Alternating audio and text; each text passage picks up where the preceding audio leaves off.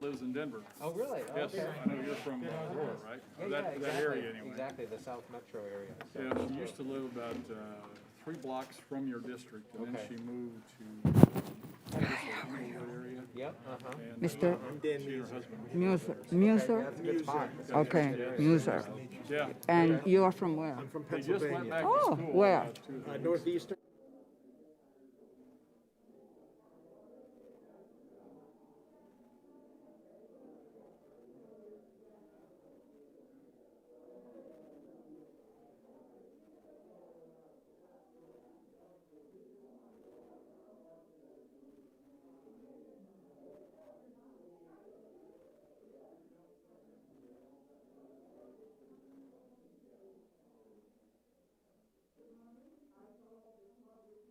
The organizational meeting to order. Without objection, the chair is authorized to declare a recess at any time. I would like to begin by noting some important requirements. During the covered period as designated by the Speaker, the committee will operate in accordance with H.R. 965, which was incorporated into the 117 House Rule under H.R. 8, just as we did last Congress. We will follow guidance from the Rules Committee to respect the rights of all members to participate. Standing House and committee rules and practice will continue to apply during hybrid proceedings as well. House regulations require members to be visible through a video connection throughout the proceeding. Due to the nature of a markup, it is extremely important that members follow this rule to ensure a quorum can be established and that members' votes can be recorded by the clerk. As a reminder, members can participate in only one proceeding at a time. So if you have another committee proceeding or meeting, please sign off and rejoin later. If a member wishes to offer an amendment that has not been pre-filed, we will take a brief recess to allow for its uploading, printing, and distribution, then resume. We may also recess briefly to address technical issues in the event a member or witness cannot be recognized to speak. Finally, for those members physically present in the committee room today, we will also be following the health and safety guidance issued by the attending physician. That includes social distancing and especially the use of masks. I request members and staff to wear masks at all times while in the hearing room, and I thank you in advance for your commitment to a safe environment for all. I want to first welcome all returning and new members to the Small Business Committee. Before we introduce new members, I want to recognize Mr. Blaine Lukemeyer, who is returning to the committee as ranking member. Most everyone on the committee knows that the former ranking member, Steve Chabot, and I share a wonderful working relationship. Over the years, we moved hundreds of bipartisan bills to make the world a little brighter for small businesses. While Steve will be sorely missed, I look forward to working with Blaine and hope that we can continue this committee's tradition of working together.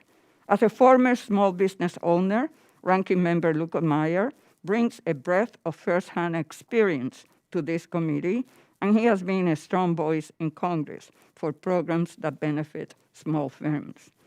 We all know that small employers are facing challenging times. The pandemic has disproportionately hurt small businesses and workers from every corner of our country, and they fear losing their livelihoods. It is our duty to implement policies to help them rebuild and reshape our nation's entrepreneurial landscape. During the last Congress, we worked together to pass nearly 40 bipartisan bills through the committee and the House. It is my hope that given the membership we have this year and the defining moment this is for our country, the Small Business Committee will achieve even more for small firms in the 117th Congress. Small businesses deserve our partnership. We have a diverse committee, and that is our strength because we will ensure our work benefits all entrepreneurs, no matter their location, industry, or background. We are their voice in Congress, and while we may not always agree, it is my hope we can have a productive dialogue and do so in a respectful manner. I look forward to collaborating with each of you this Congress. And now, let me take this opportunity to introduce the new members on my side. There are a few new Democratic members of the committee. Dean Phillips is a small businessman from Minnesota who is committed to working across the aisle. He drafted the Paycheck Protection Program Flexibility Act with Representative Chip Roy, helping thousands of small employers. He will be a true asset to our committee. Marie Newman of Illinois brings a breadth of small business experience as a former owner of a consulting firm. Throughout her career, she has also been an advocate for national issues such as healthcare, LGBTQ, and economic rights. I am confident she will be a champion and powerful voice for small businesses. Carolyn Bordeaux of Georgia was a professor of public management and policy at the Andrew Young School of Policy Studies at Georgia State University before joining us in Congress. During the Great Recession, Carolyn was the director of the Georgia Senate Budget and Evaluation Office, where she worked with both parties to balance Georgia's budget and get the state economy back on track. Her experience, coupled with her commitment to bipartisanship, will be instrumental in helping small business recover from the pandemic. We welcome you, all of you, and we are excited that you will be serving in this committee. I would also like to welcome back the members who served on the committee in the 116th Congress.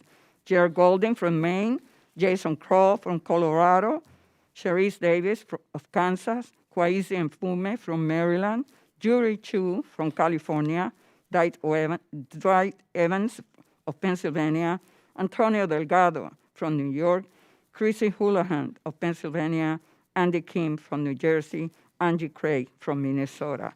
We are very fortunate to have all you back on this committee.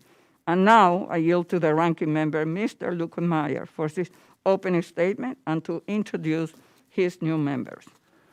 Thank you, Madam Chairwoman, and I look forward to working with you. You and I have known each other a long time, about 12 years, I think, in total, 10 on this committee. I stepped off a couple years ago, but we're back and working with you on financial services. I think there's a lot of areas I believe we can find some common ground on. I look forward to that opportunity. I also want to welcome back the returning members of the committee on both sides of the aisle and welcome all the new members. As we begin this Congress, I want to say that I look forward to continuing the tradition of bipartisanship that we've fostered on this committee on behalf of the nation's entrepreneurs and innovators. We always say that small businesses are an important economic driver for our nation. Now we must ensure that the small businesses that are struggling from the COVID-19 pandemic can keep their doors open and have the tools and freedom they need to recover. My focus and concentration will be on policies that allow small businesses to recover quickly. Additionally, we must create an environment where small businesses grow and expand. Access to capital, a smart regulatory environment, and the appropriate level of taxation are priorities to get that done. I look forward to a lively debate, informative hearings, and productive markups as we address these very important topics that will assist the nation's job creators.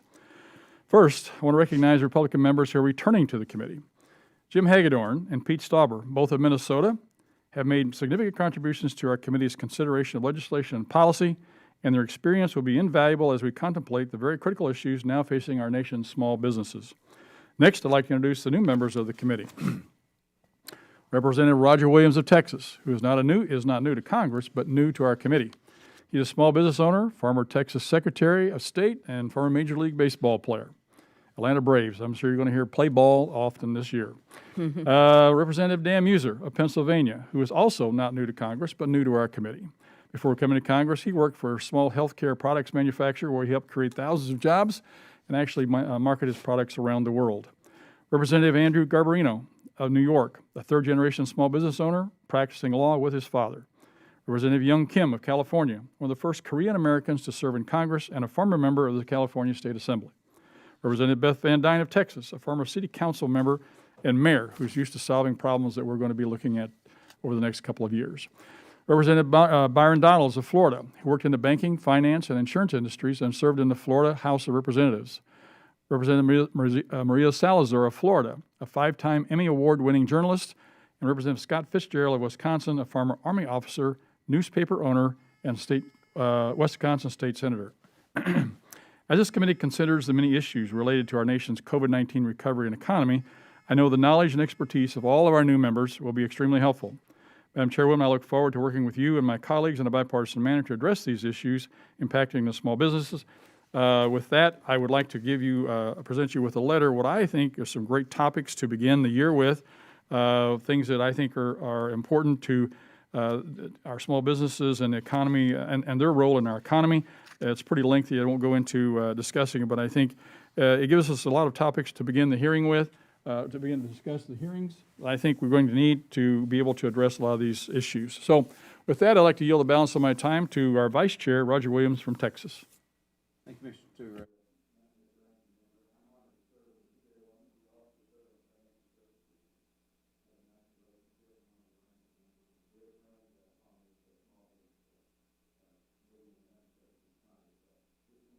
Been more important with the things that we're going to be going over, and I'll turn my microphone on after 10 years. I don't know that. But this committee will never be more important. As someone who's owned a business and still owns a business for 51 years, there's a lot of challenges out there for us, and I know that this committee is the lifeblood, along with small business, of our economy, and Main Street America will ultimately turn this country around from the devastation we've seen from COVID-19. So, Madam Chairwoman, I give you my time back. Thank you.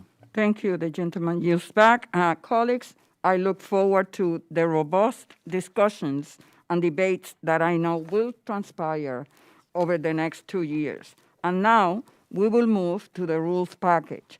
With the adoption of today's rules package, I believe we are making it clear to the small business community that we are committed to working together and advocating on their behalf. Pursuant to Clause 2A of the House Rule 11, today's first order of business is to adopt the committee rules for the 117th Congress. The adoption of the rule is central to the work we do and the tone we set in this body. Perhaps, most importantly, they must ensure that all points of view are considered and that the minority retains their full rights to be heard.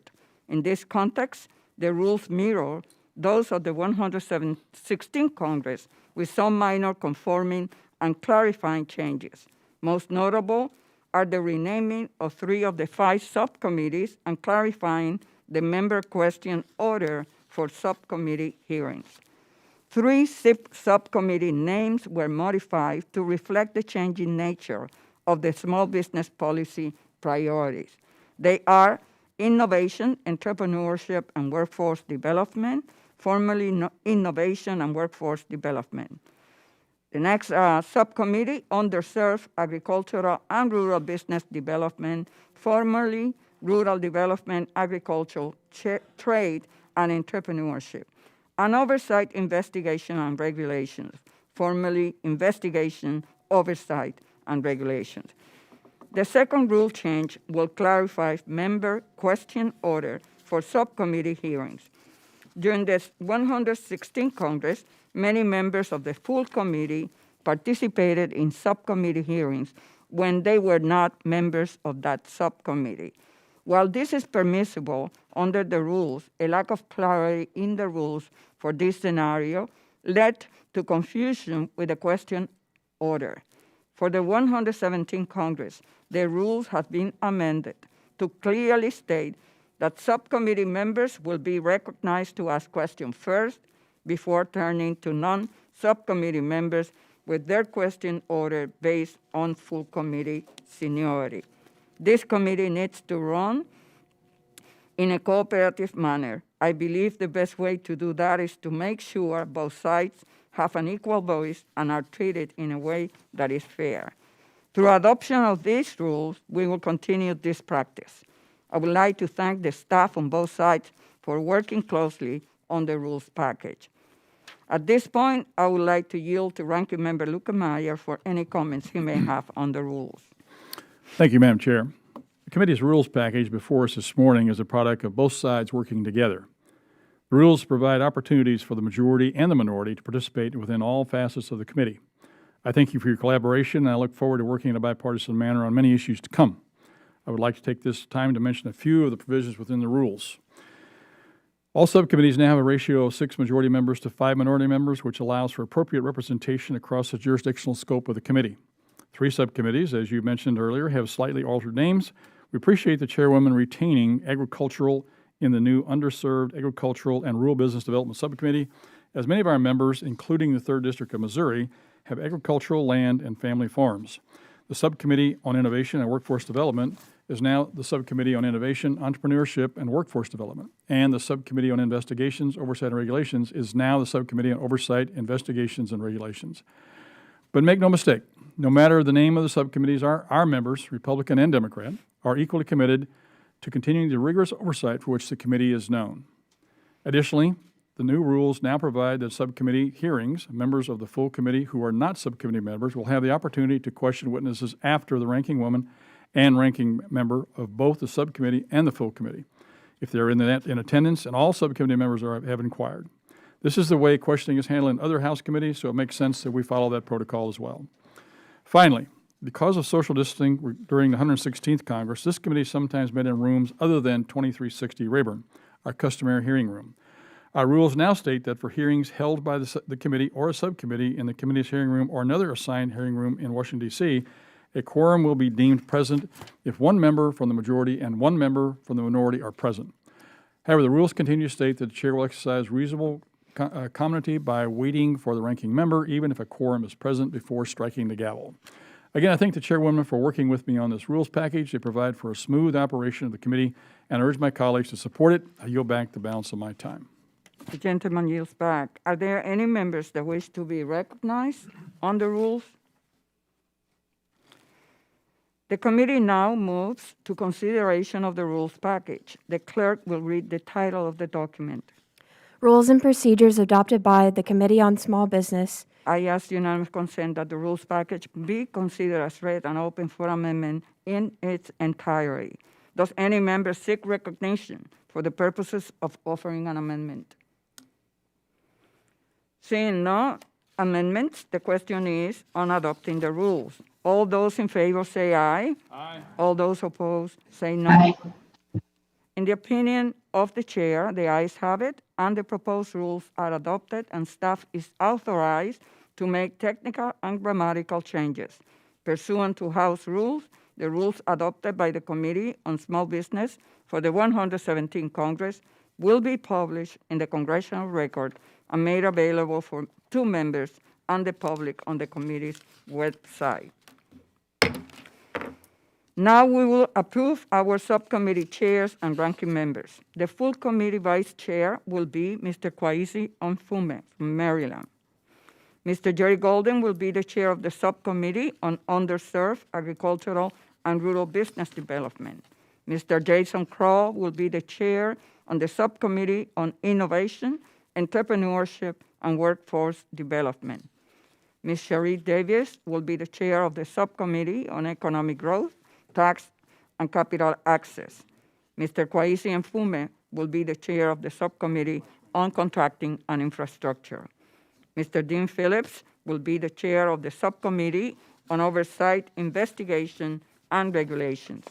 And now yield to the ranking member, Mr. Lukemeyer, for any remarks that he may have to introduce the subcommittee ranking members. Thank you, Madam Chair. I'm pleased to introduce the Republican ranking members for the 117th Congress. First, I want to recognize Roger Williams of Texas, who has agreed to serve as vice ranking member of the full committee. Next is Jim Hagedorn of Minnesota, who will serve as a ranking member for the Subcommittee on Underserved Agricultural and Rural Business Development. Ranking member for the Subcommittee on Innovation, Entrepreneurship, and Workforce Development will be Young Kim of California. Ranking member for the Subcommittee on Economic Growth, Tax, and Capital Access will be Dan Muser of Pennsylvania. Beth Van Dyne of Texas will be the ranking member for the Subcommittee on Oversight, Investigations, and Regulations.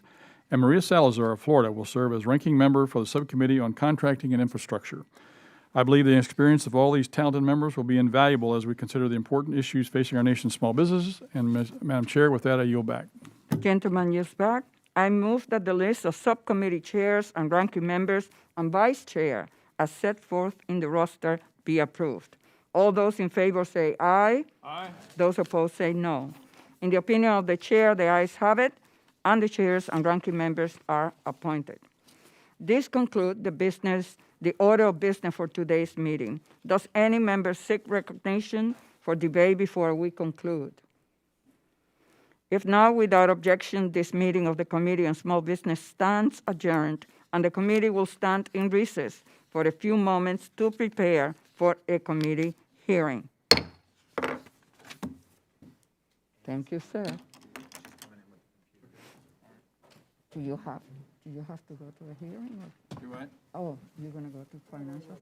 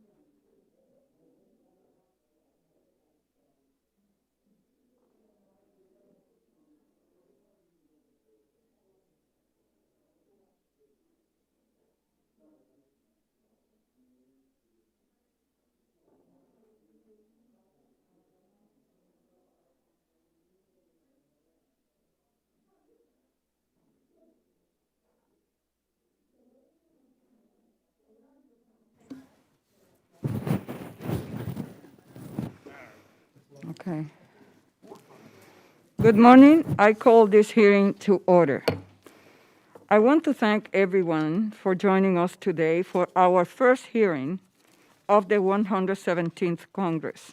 I welcome all our new Small Business Committee members and welcome back those of you returning to the committee from the 116th Congress.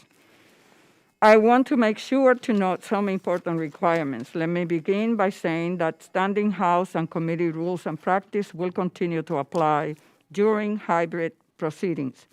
All members are reminded they are expected to adhere to these standing rules, including the quorum. House regulations require members to be visible through a video connection throughout the proceedings, so please keep your cameras on. Also, please remember to remain muted until you are recognized to minimize background noise. If you have to participate in another proceeding, please exit this one and log back in later.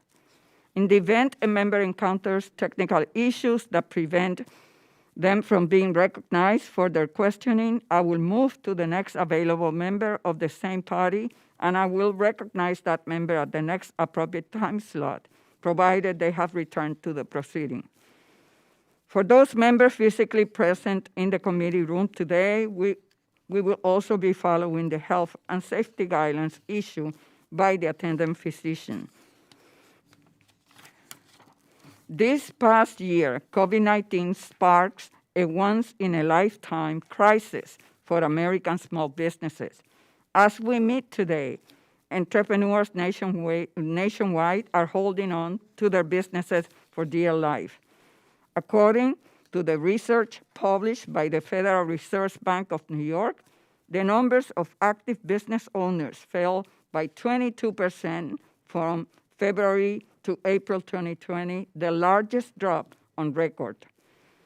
That same research showed minority-owned businesses faced the worst outcome. This pandemic has hit minority-owned businesses the hardest. COVID has caused a 41% decline in Black-owned businesses, a 32% decline in Latino-owned businesses, and 26% decline in Asian American-owned businesses. As we start the new year, it is not clear that conditions have improved. As the virus has continued to spread, small businesses are increasingly pessimistic on their outlook for 2021.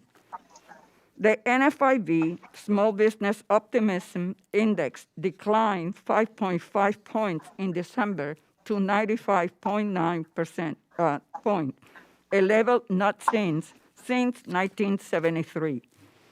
Even more troubling is that 20% of firms consider themselves to be at risk or distress. The pandemic has hit small businesses that rely on large gatherings and foot traffic especially hard. According to the New York State Restaurant Association, more than half of all restaurants in New York City are in danger of closing forever. While small businesses in hospitality, retail, travel, leisure, entertainment, and others that rely on foot traffic for revenue struggle, big businesses thrive. Profits soared for large corporations like Amazon, Walmart, Home Depot, Best Buy, Costco, and others who gained market share and saw their stock prices rise accordingly. 45 of the 50 most valuable publicly traded U.S. companies turned a profit between April and September 2020, one of the most tumultuous economic periods in modern history. We need to be thinking about big and bold policies that provide small businesses with the resources they need to make it through this crisis and grow in the future. In December, Congress passed a bill reopening the Paycheck Protection Program, allocating new funding for EIDL advances and creating the Shuttered Venue Grants Program. These initiatives will save jobs and help businesses stay afloat. But that relief package was only a down payment on the stimulus that small business economy needs. Small businesses are still in a crisis and we must do more. Looking forward, we must enact bold relief measures under the Biden administration that reflect the dire reality Main Street firms are facing. Small businesses have made it clear they need more direct and flexible cash infusions. Throughout this pandemic, small business owners told our committee they couldn't afford to take on additional debt during this uncertain time. Programs like the targeted idle advances will provide small business owners with desperately needed relief without weighing down their balance sheets. We will hear testimony today about the benefits of advances and other grants, and if more funding is required. In addition to capital, small businesses also need access to customers.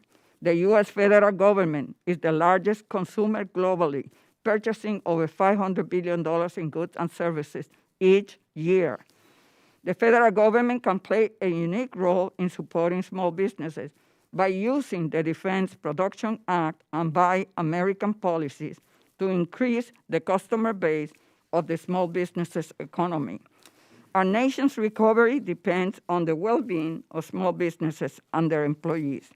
These are uncertain times for American entrepreneurs, and this committee must help lead to the other side of this crisis. Members of this committee serve as the voice of small businesses in the House, and we must work tirelessly to support them. Today's hearing will give us a clear view of the small business economy state and the work we need to do going forward. Ladies and gentlemen, the hard work we have been engaged in over the past 11 months on behalf of America's entrepreneurs continues today. I'm looking forward to carrying on that work in a bipartisan manner with our new ranking member, Mr. Blaine Lukemeyer of Missouri. Let me be the first to welcome you back to this committee. With that, Mr. Ranking Member, you are recognized for your opening statement. Thank you, Madam Chair. And again, I look forward to working with you. I think there's a lot of common ground here where we can make a lot of progress for our great small business folks back home and across this country. Appreciate you holding this kickoff hearing as the committee begins the 117th Congress. There are few topics more important within our jurisdiction than examining the small business economy during this unprecedented global crisis. It is my hope that we continue to explore all facets of this significant issue in a bipartisan manner and work efficiently to support and ensure all small businesses, entrepreneurs, and innovators rebuild and return to economic independence. While this emergency period is unparalleled, we know that prior to COVID-19, small businesses were operating at historic levels. In 2018 and 2019, optimism reached record heights for small business owners, and the unemployment rate was decreasing sharply and eventually hovered around 3.5%. When small businesses have confidence, they're more comfortable taking prudent risks and innovating new ideas. These are the characteristics that drive our economy forward.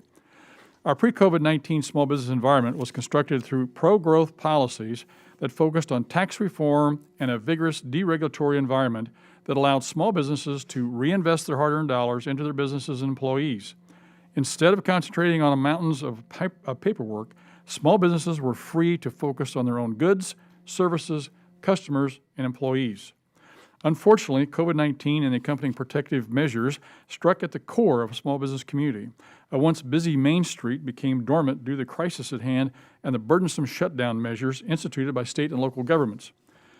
As a response, Congress and the Farmer Administration developed tools that could deliver assistance to small businesses quickly. One program that has been especially effective is the Paycheck Protection Program, known as the PPP.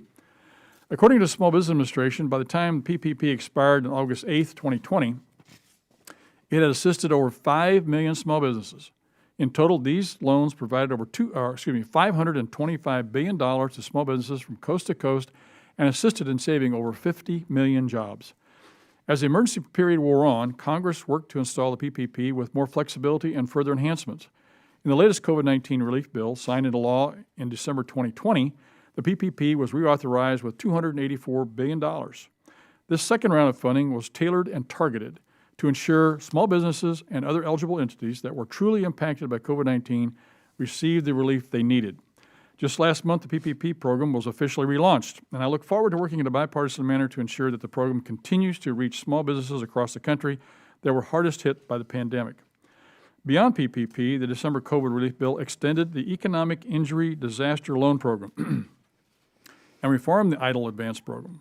Additionally, it extended the debt relief program for existing and new 7A, 504, and microloans. It also created the Shuttered Venue Operators, SVO, grant program for venues, theaters, and museums. In total, the December COVID relief bill delivered $325 billion, targeted dollars, to the nation's smallest and hardest hit businesses and industries. Ensuring that programs are operating effectively and efficiently will remain paramount on this committee. The best way, in my judgment, to get these businesses back on their feet is to allow them to open up. Let them get back to business. It works. In Missouri, my home state, we opened up in mid-May. For 2020, we wound up with a 5% increase in revenues over 2019. That's right, in 2020, we had more revenue coming in to our state coffers than we did in 2019. We have a 4.4% unemployment rate today and have 200,000 open jobs in our state as a result of that. As the small businesses work to try and create as we work to try and create an environment for small businesses to rebuild, create jobs, and expand in the future, i.e. get back to work, I'm concerned that this administration is taking steps to institute a regulatory environment that heavily burdens small businesses. By rescinding the common sense administrative action that required repeal of 2 regulations for every 1 created, there is concern that heavy-handed regulations are returning. This regulatory environment, combined with conversations surrounding increasing the minimum wage, are warning signs for America's job creators. Our nation's small businesses are more fragile than ever before, and additional rules and regulations are counterproductive to the recovery. These hard-working men and women are the backbone of this great nation, and when they succeed, so does our economy. I look forward to working with all my colleagues to ensure our nation's environment is rich with opportunities for growth. I would like to thank all the witnesses for joining us today, and thank you, Madam Chair. With that, I yield back.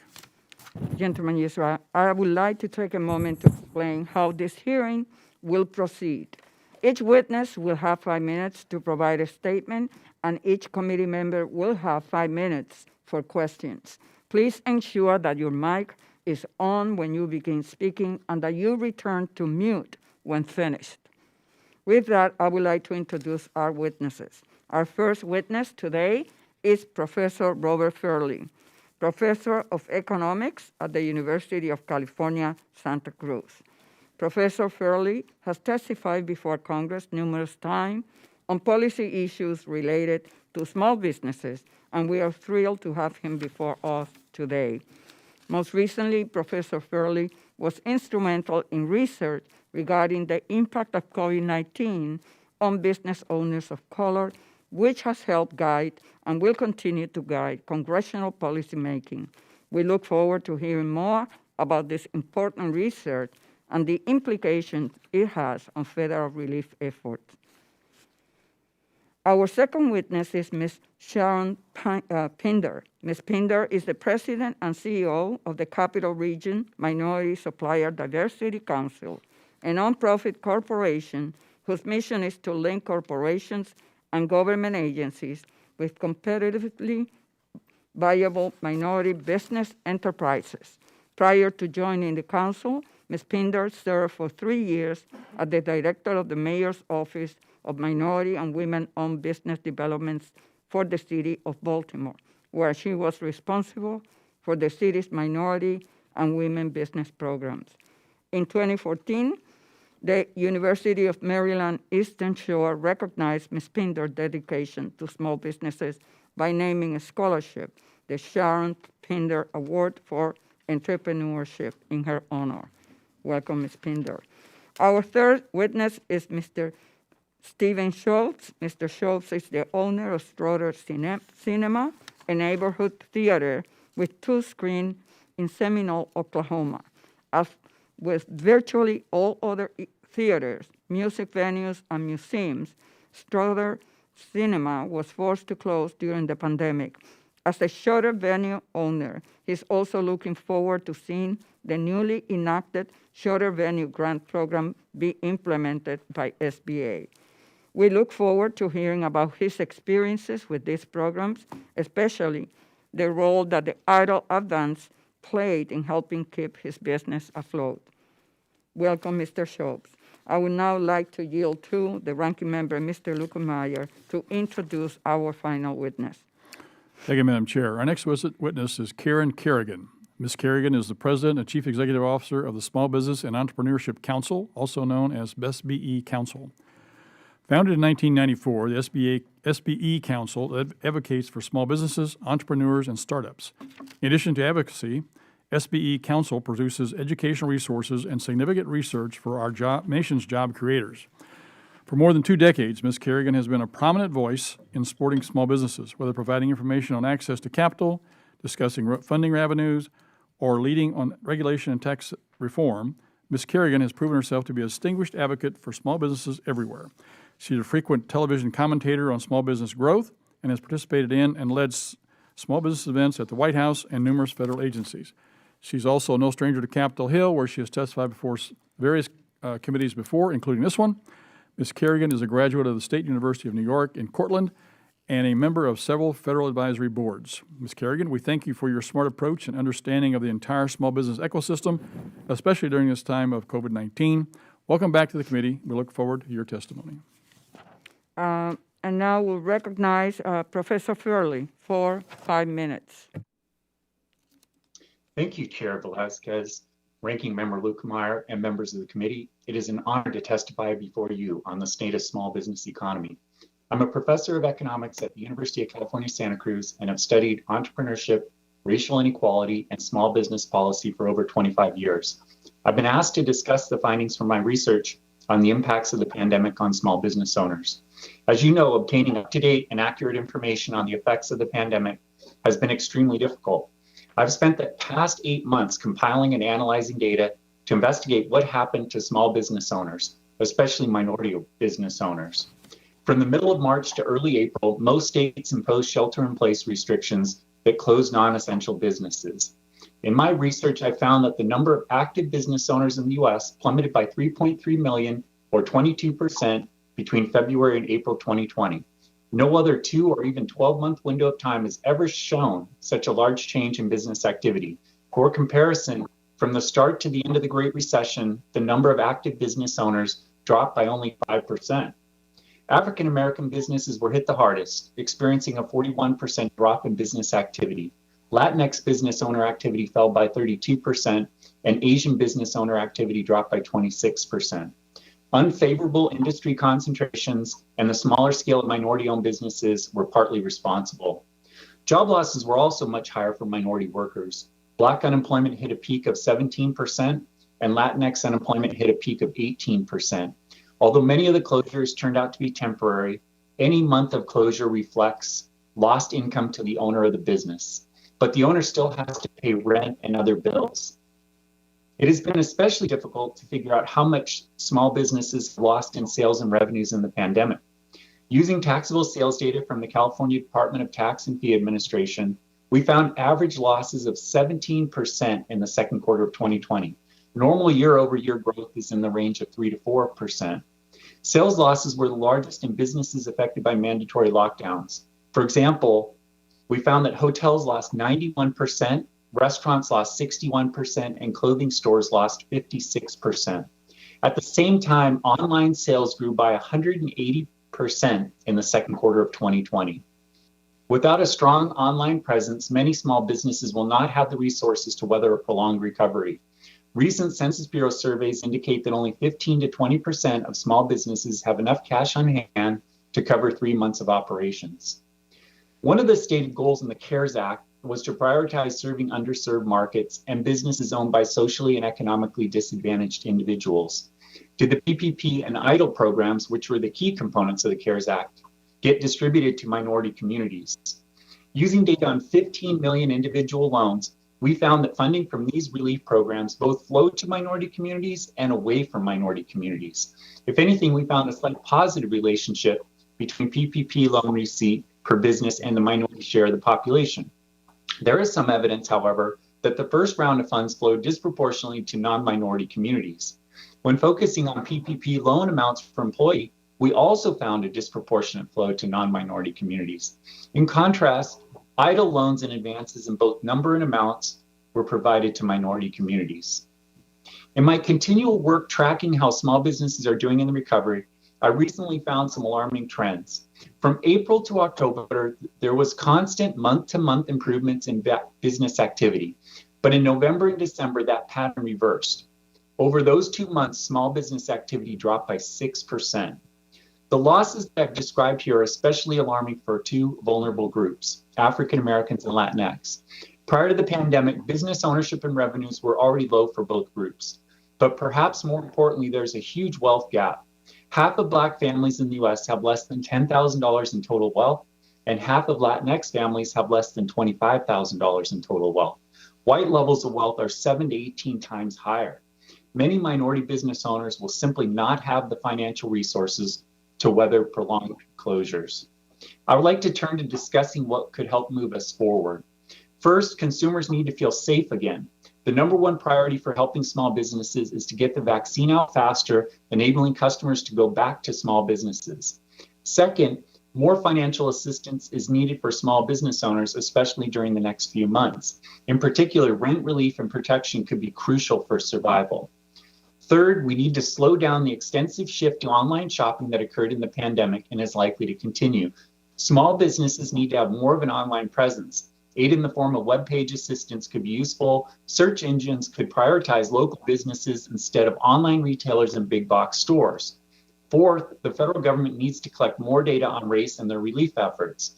Demographic information was only partially and unevenly collected in the first two rounds of the PPP program, and there was much criticism for this mission.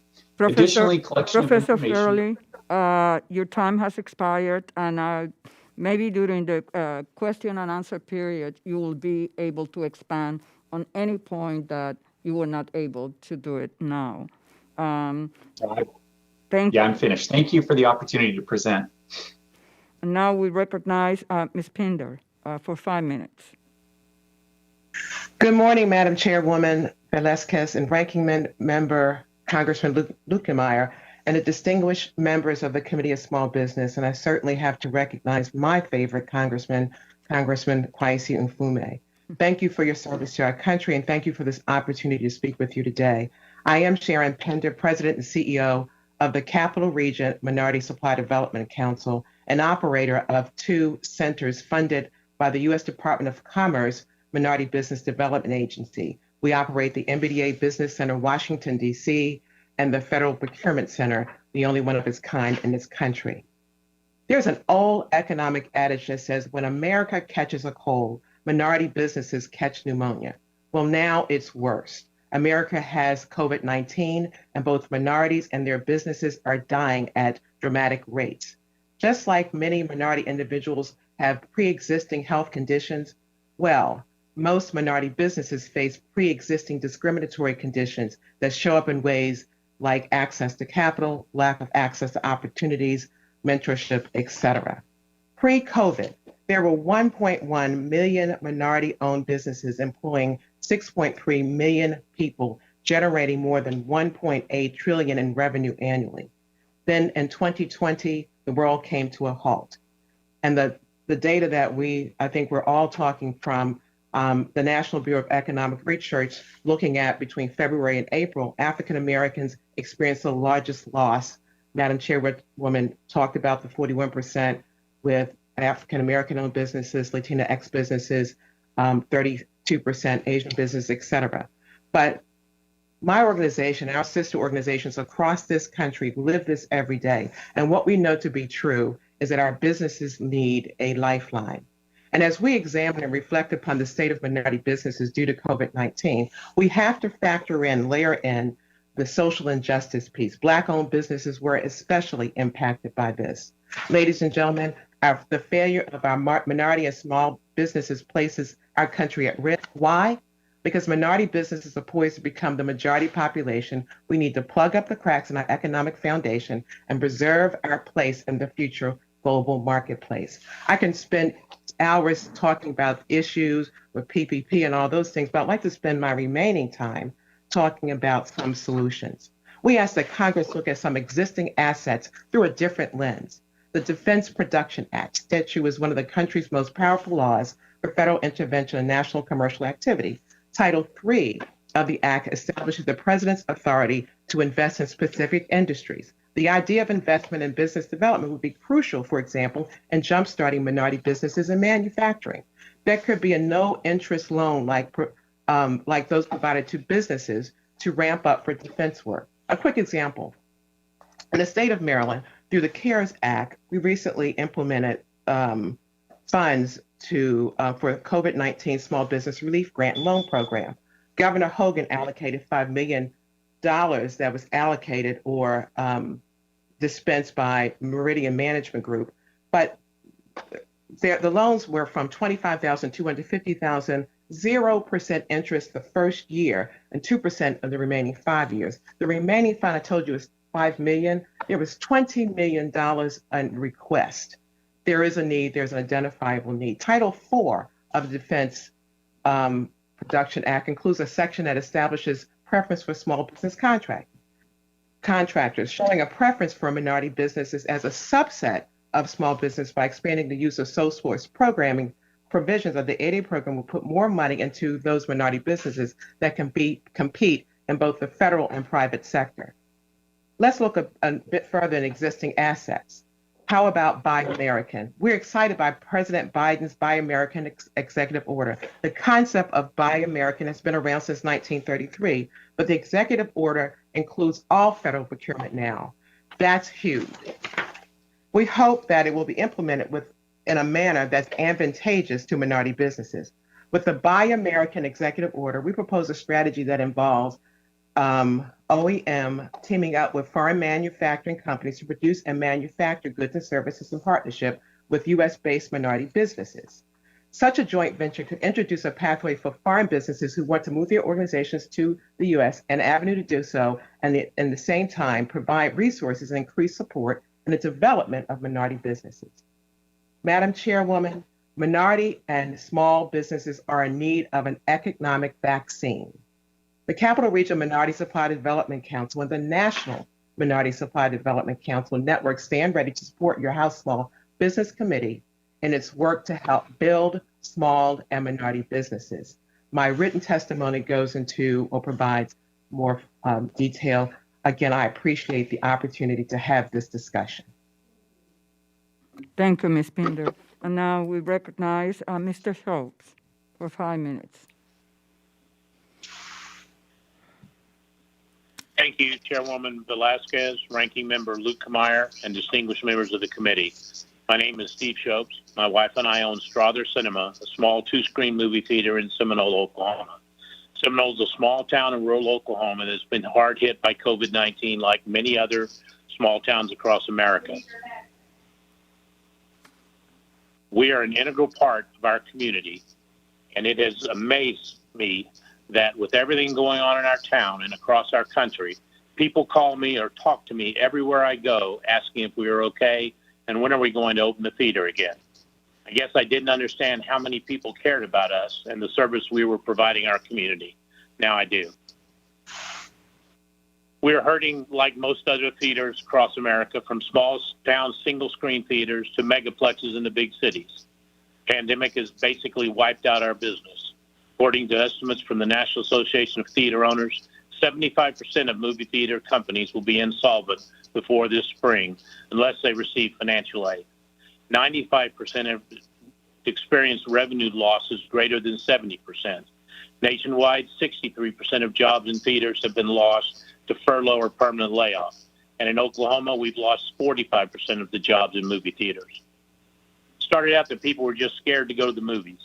So we put in place comprehensive cleaning procedures and social distancing policies that made our auditoriums and lobbies safe. But then the movies stopped coming. The film slate coming from Hollywood dried up through studio closures and the studio's reluctance to take chances with movie assets that are worth billions of dollars. Comparing our theater's 2019 revenues to the same time period in 2020, we've seen a 92% reduction in revenue. We've been forced to reduce our staffing to almost nothing and have resorted to selling popcorn and concessions to go. We've even started renting out our theater to video gamers who play on our big screens. We've been able to survive, but not without the help of the programs that Congress and the SBA have developed to help us. The most important thing that we needed to figure out was how to stay afloat without taking on too much new debt. Given the scale of our losses and the reduced film slate for 2020 and 2021, taking on more debt will impact our ability to recover. That's why businesses like ours are especially in need of and grateful for grant programs provided by Congress and the SBA, including our forgivable Paycheck Protection Program loan and the upcoming Shuttered Venue Operators Grant Program. In particular, I'd like to highlight the help provided to us through the EIDL grant program, which we received as part of our EIDL loan application. While the loan application was being evaluated, we received a $10,000 grant. We were able to use the money to pay a myriad of ongoing expenses, including rent, utility bills, workers' compensation insurance, property and liability insurance, technology vendors, our security system, and property maintenance, along with many other things. These expenses have continued unabated during the pandemic and could not be deferred or suspended. Being able to stay current with our vendors also helped prevent a secondary crisis among the businesses that support our theater, which helps ensure that they will survive the pandemic too. We were very challenged when we learned that the EIDL grant would count against our PPP forgiveness. The COVID relief bill that was passed in late December helped us again by fixing the EIDL grant issue, and that will mean a lot when we receive that money back from our bank. Small businesses are running on razor-thin margins, and for small-town theaters, surviving is what it is all about. In many towns like ours, we're one of the few entertainment options left available locally, and one of the more important communal gathering places, and that means a lot to our community. Congress's help and the help of the SBA have been an integral part of our survival this past year, and will be again this year. We'd love to just go back to the businesses we ran in 2019, but that's not going to happen. With social distancing, our capacity has been reduced by half, and in other states, it's reduced even more. Movie studios will be slow to release big films this year, and their streaming services will gobble up what used to be our bread and butter. Cleaning and maintaining theaters will cost more well into the future until we get through the pandemic. And people's attitudes about large gatherings will have a damaging effect on our business. We're just trying to make the changes necessary to survive in the future. The challenges we face in 2020 and the challenges yet to come will be daunting, but we can overcome them. We just need your help for a little while. And so far, you've been there when we've needed you. Thank you for everything you've done and are doing for small businesses, and in particular, the movie theater industry. And thank you for your time today. Thank you, Mr. Schultz, and thank you for your willingness to share your story with us. Quite insightful and compelling. And now Ms. Kerrigan is recognized for 5 minutes. Yes, thank you. Thank you, Chairwoman Velazquez. Thank you for your invitation to participate in this important hearing today on the state of small business in an era of COVID-19. The work of the House Small Business Committee has been so vital to entrepreneurs, small business owners, and their employees over the course of the pandemic last year. And we deeply appreciate the engagement and hard work of each and every committee member. And I welcome all the new members as well. We look forward to working with you. Chairwoman Velazquez and Ranking Member Lukemeyer, we are very grateful for your leadership. We look forward to another round of working with you on developing and advancing solutions that will help our small businesses and entrepreneurs lead the way in digging the economy out of the significant jobs and small business hole we are facing. As you well know, America's entrepreneurial sector is more important than ever. And SBE Council is hopeful and optimistic that our nation can rebound if policies and programs continue to provide relief and support for small businesses and to help our entrepreneurs transform and grow their businesses. Obviously, the sudden onset of the pandemic, severity and long-term nature of shutdowns and restrictions, followed by continuous uncertainty about the course of the disease and when and if economic normalcy will return, has shocked and deeply wounded our small business ecosystem. Countless small businesses have been lost, more will be lost, and this devastation will take some time to dig out of, particularly in certain areas of the country and in business sectors that have been hit the hardest. Yet, despite the vast hardship on Main Street, there have been innumerable stories of survival and resiliency. Many small business owners and their employees have discovered new tools, new markets, and new methods for operating in the COVID-19 economy. Moreover, there has been a surge in the number of individuals who are pursuing entrepreneurial activity, according to the U.S. Census Bureau's business formation data on high propensity business applications. These are likely employers. Over 1.5 million employer applications were filed last year, which is an increase of 16% compared to 2019. So this is really great news. The entrepreneurial spirit is alive and well. So we really do need to be thinking about and addressing policies that will not only support existing small businesses get through the challenging months ahead and to the other side of the pandemic, but also those that encourage individuals to move forward with their intention of starting a business and being successful in that endeavor in order to breathe life into America's small business ecosystem. When I hear from small business owners directly or review their current challenges and concerns on a number of regular surveys produced by organizations and media platforms, and I highlighted some of those in my written testimony, one message comes through very clearly. First, small business owners can't afford or withstand any new shocks or costs. And second, more revenue capital is desperately needed. Of course, many small businesses continue to struggle to pay their bills. An alignable January 2021 rent poll revealed 33% of small business owners reported that they could not pay their rent in January. The number is higher for minority-owned businesses at 48%. The year-end Q4 2020 MetLife U.S. Chamber survey found that half of small businesses see their operations continuing for a year or less before having to permanently shut down. Now, hopefully with the added PPP boost and other programs running smoothly, an acceleration in vaccine output and distribution, and states and localities restarting economic activity, these will all help to shift small business optimism and outlook in a positive direction, more of a positive direction than what was conveyed in the surveys in my written testimony. Small business owners may be the optimists among us, but they are exhausted. They need a period of stability and continued support. And our organization looks forward to working with all of you on common ground areas that will help restore this sector, help it recover, and bring our economy back to robust and sustainable growth. So I look forward to our discussions and your questions and talking about what these solutions are for moving forward. Thank you so much. Thank you, Ms. Kerrigan. And now I'll begin by recognizing myself for 5 minutes. Professor Furling, I would like to address my first question to you.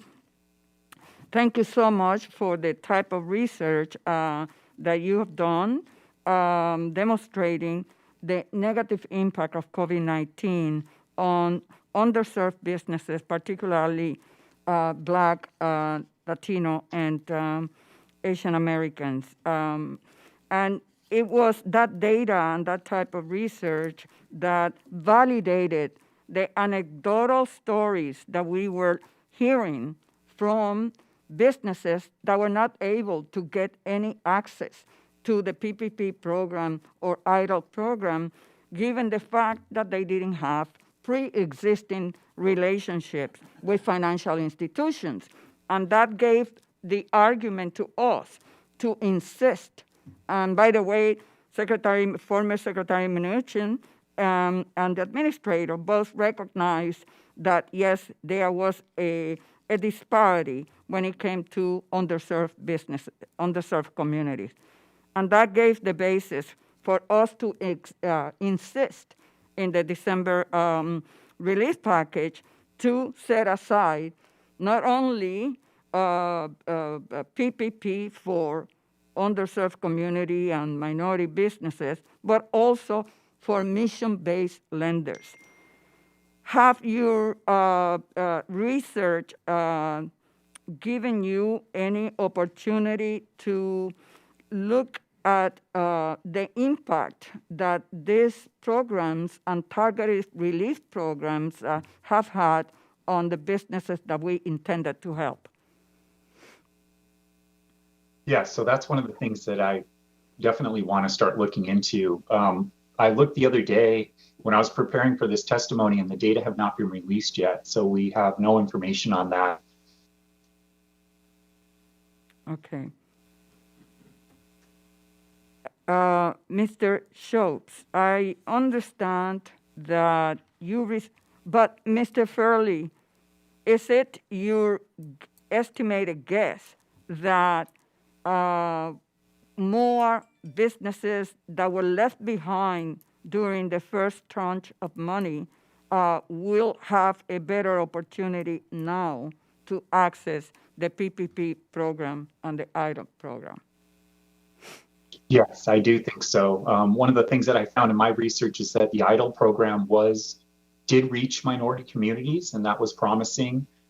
The first round of the PPP program did not, right? That was the one that had the problems with the established banks, as you mentioned. So I think there's just much more awareness. There's much more emphasis on fintech and also on, kind of small local community banks.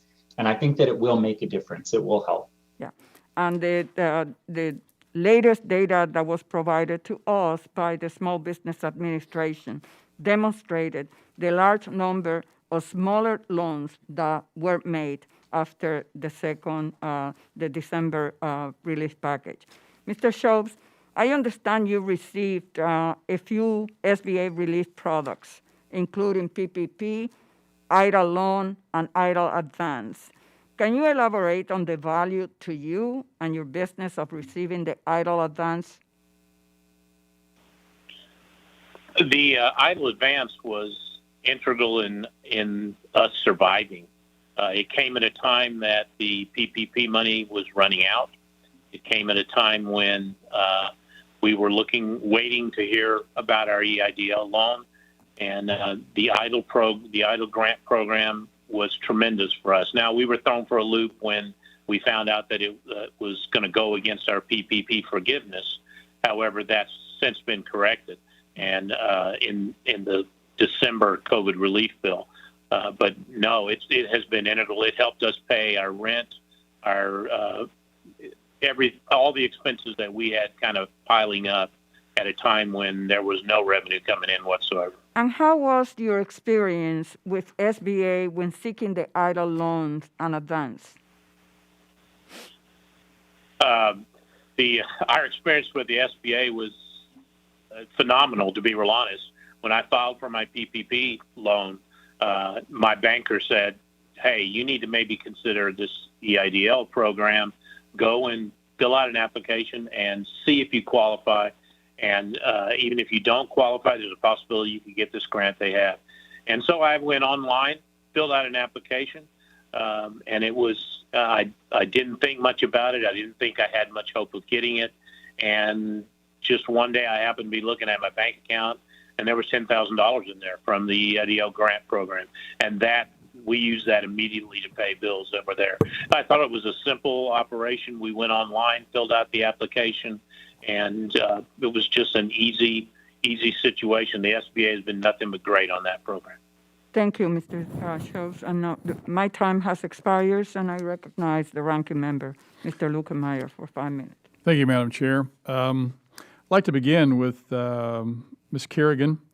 One of the things that's in the new budget bill that is being promoted by the administration is the increasing of the minimum wage.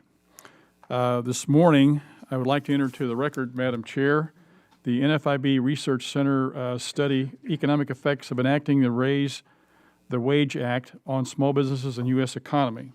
Without objections. The summary on the front here says it's going to cost 1.6 million jobs and have a real output loss of more than $2 trillion to our economy. And this is by the the National Federation of Independent Businesses, that's the effect on small businesses. So, Ms. Kerrigan, my question to you is, what's your thought process on basically the doubling of the minimum wage with regards to how small businesses are going to be affected, what kind of response they will have, especially since you mentioned in your testimony that the small businesses cannot stand any more new shocks for costs.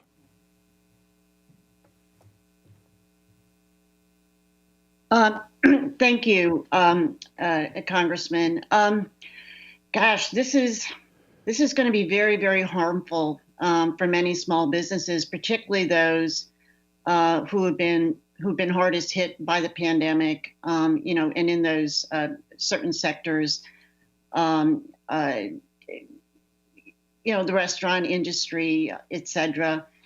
And you're right. I mean, right now, with many small businesses being in a position where they're struggling to pay their bills, they can pay their rent.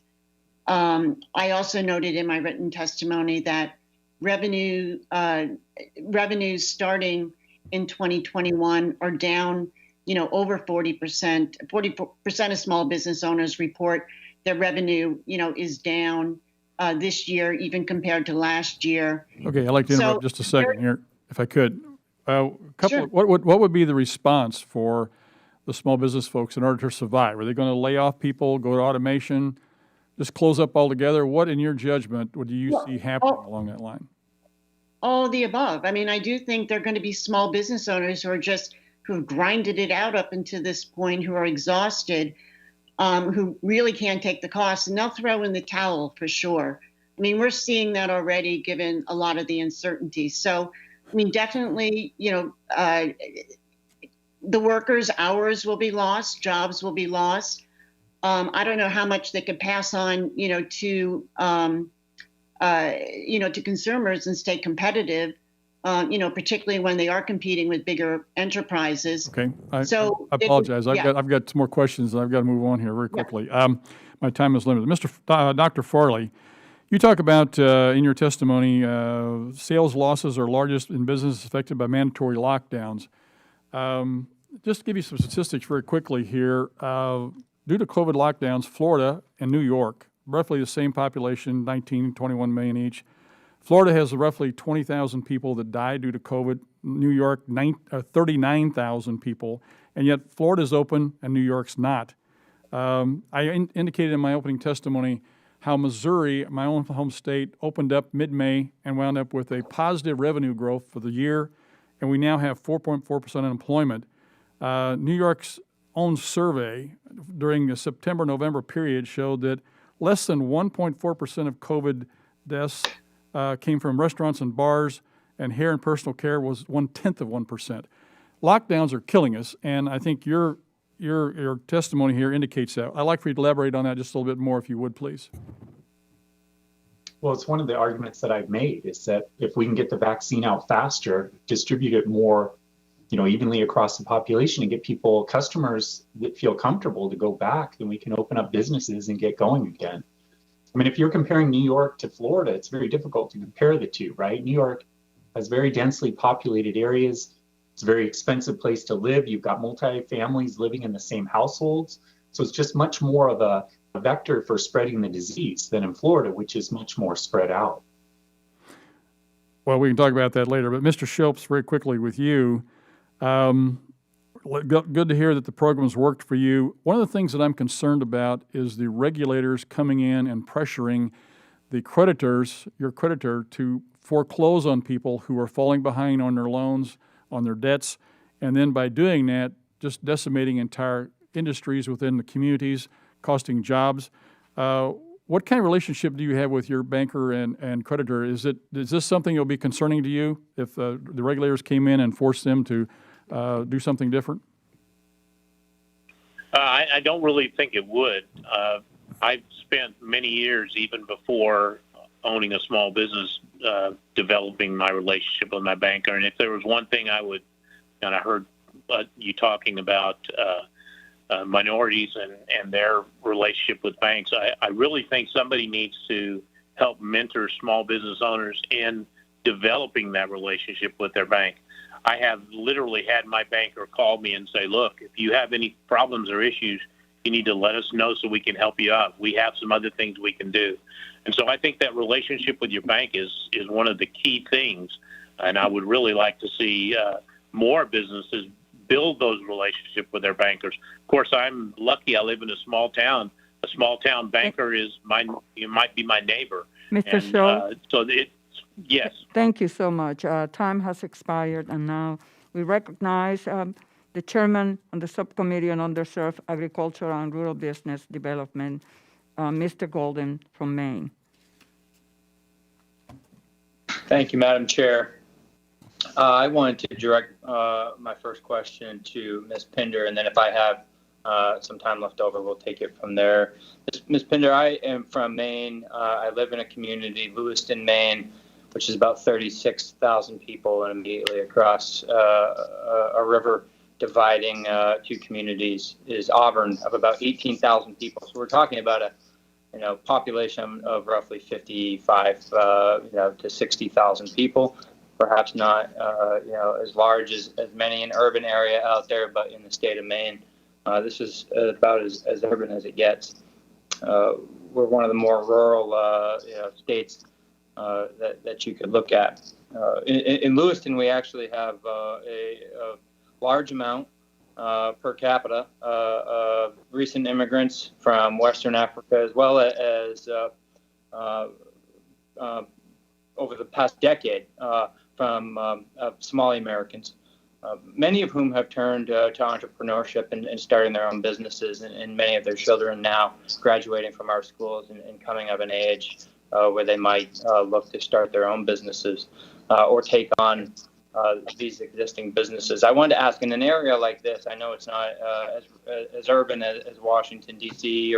or New York City or many other big urban areas, but in one like this that I've described, how might you think the federal government could support economic development? I know you've talked about the Defense Production Act and the Buy American Executive Order. Feel free to talk further about those, but if you have other ideas beyond those, we're all ears. So, Congressman, you're asking if what resources are available to provide support to some of those businesses? Is that? Sure. Absolutely. And as we're thinking about the COVID response as well, and the things that the Biden administration are looking at doing to support small businesses. Okay. What do you think we should be looking at in this committee? Well, in reference to where you were talking about your constituents going into entrepreneurship, part of what they can take advantage of are some existing programs that are in place. We have a national network of, we exist all over the country, so there is access from our MBDA centers as well as our Minority Supply Development Council that your constituents can access as well. There are existing resources such as PTAP and things of that nature that can do that. But at the end of the day, and the businesses I'm assuming you're talking about are mostly doing startups at this particular point in time. And so as a result of that, looking at how to support that, maybe there are information they can receive from SBA loans, as we're talking about it, information or Pell Grants to students to attend colleges and things of that nature might help.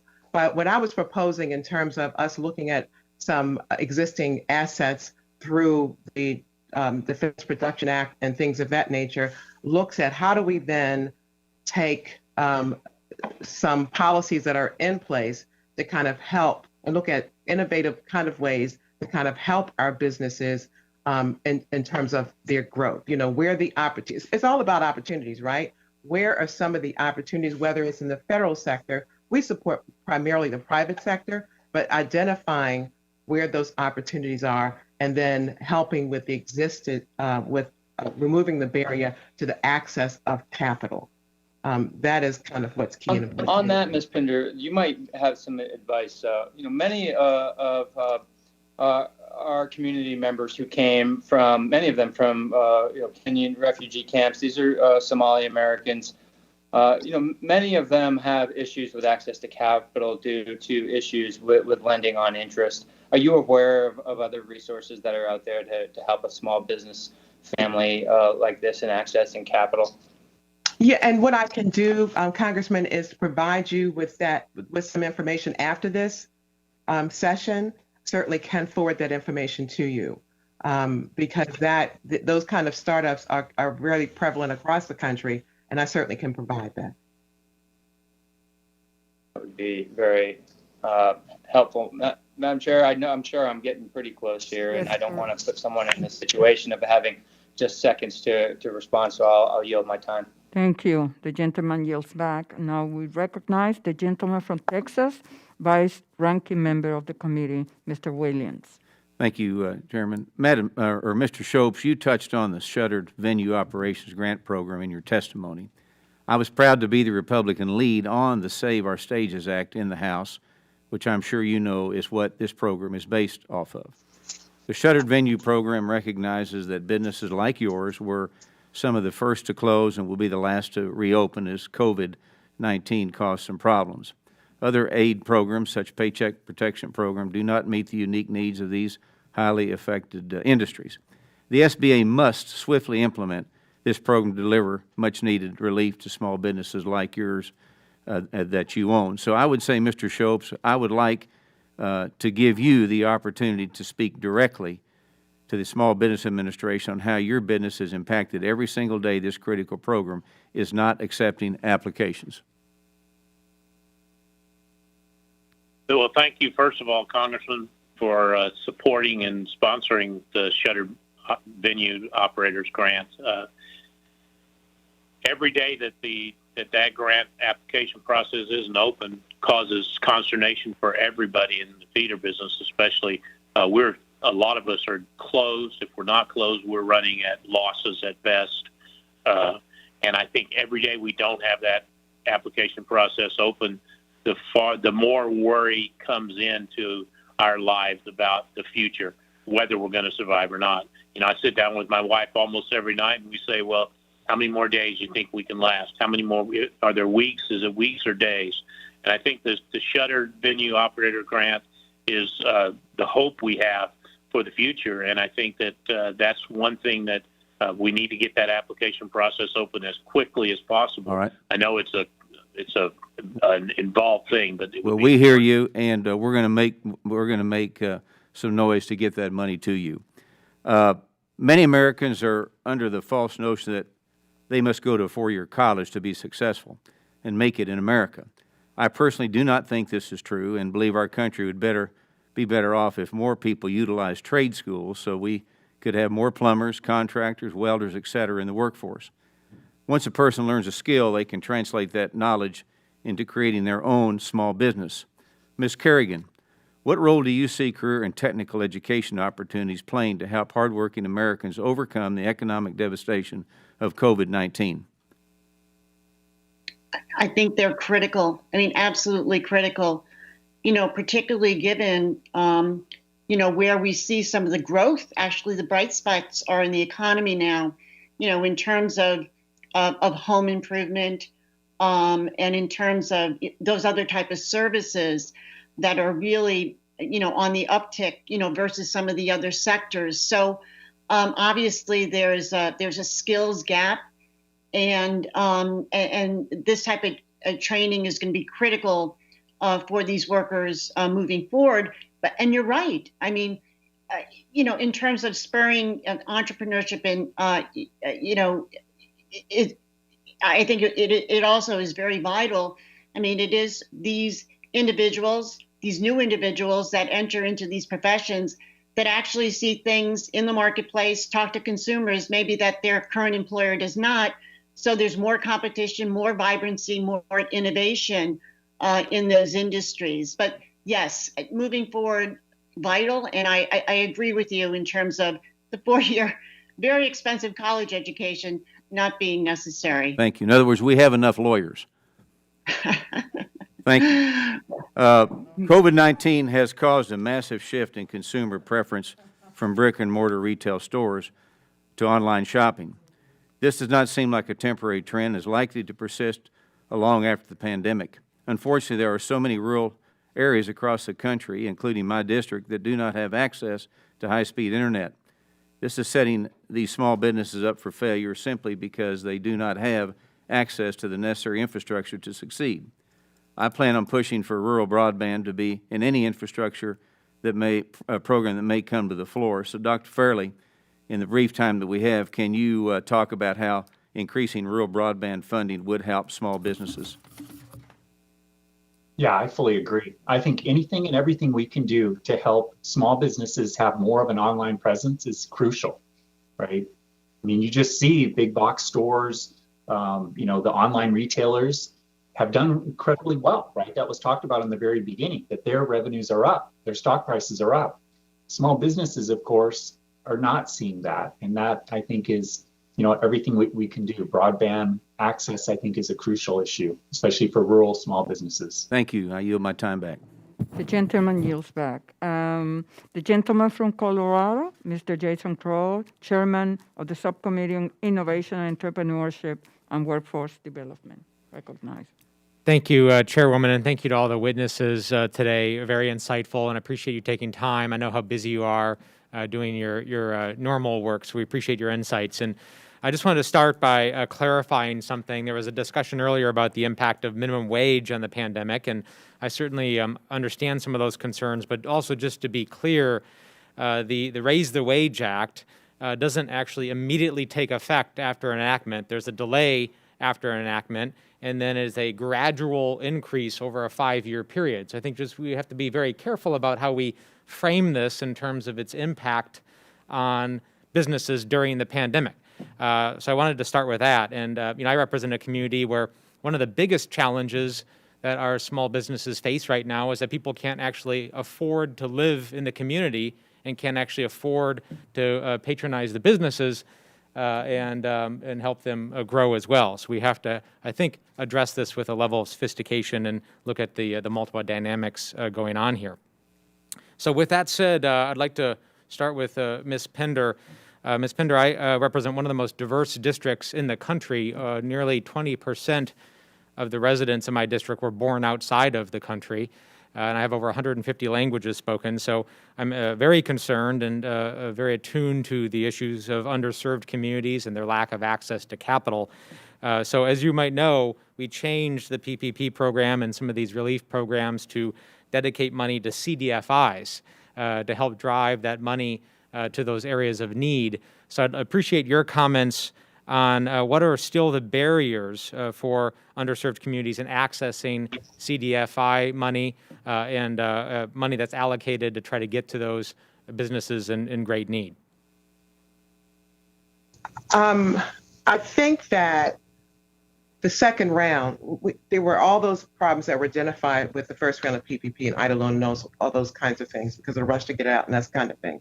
But I think that the intentional nature of looking at how to place or push the money down to intermediary types of organization or CDFIs was a good one because we have to be intentional about it. There has to be organizations or resources that are, if nothing else, describe this, boots on the ground kind of approaches and understanding where those communities are, where those businesses are, and being able to market and communicate the existence of the resources, because that has been one of the biggest barriers of entry for achieving this money throughout the cycle.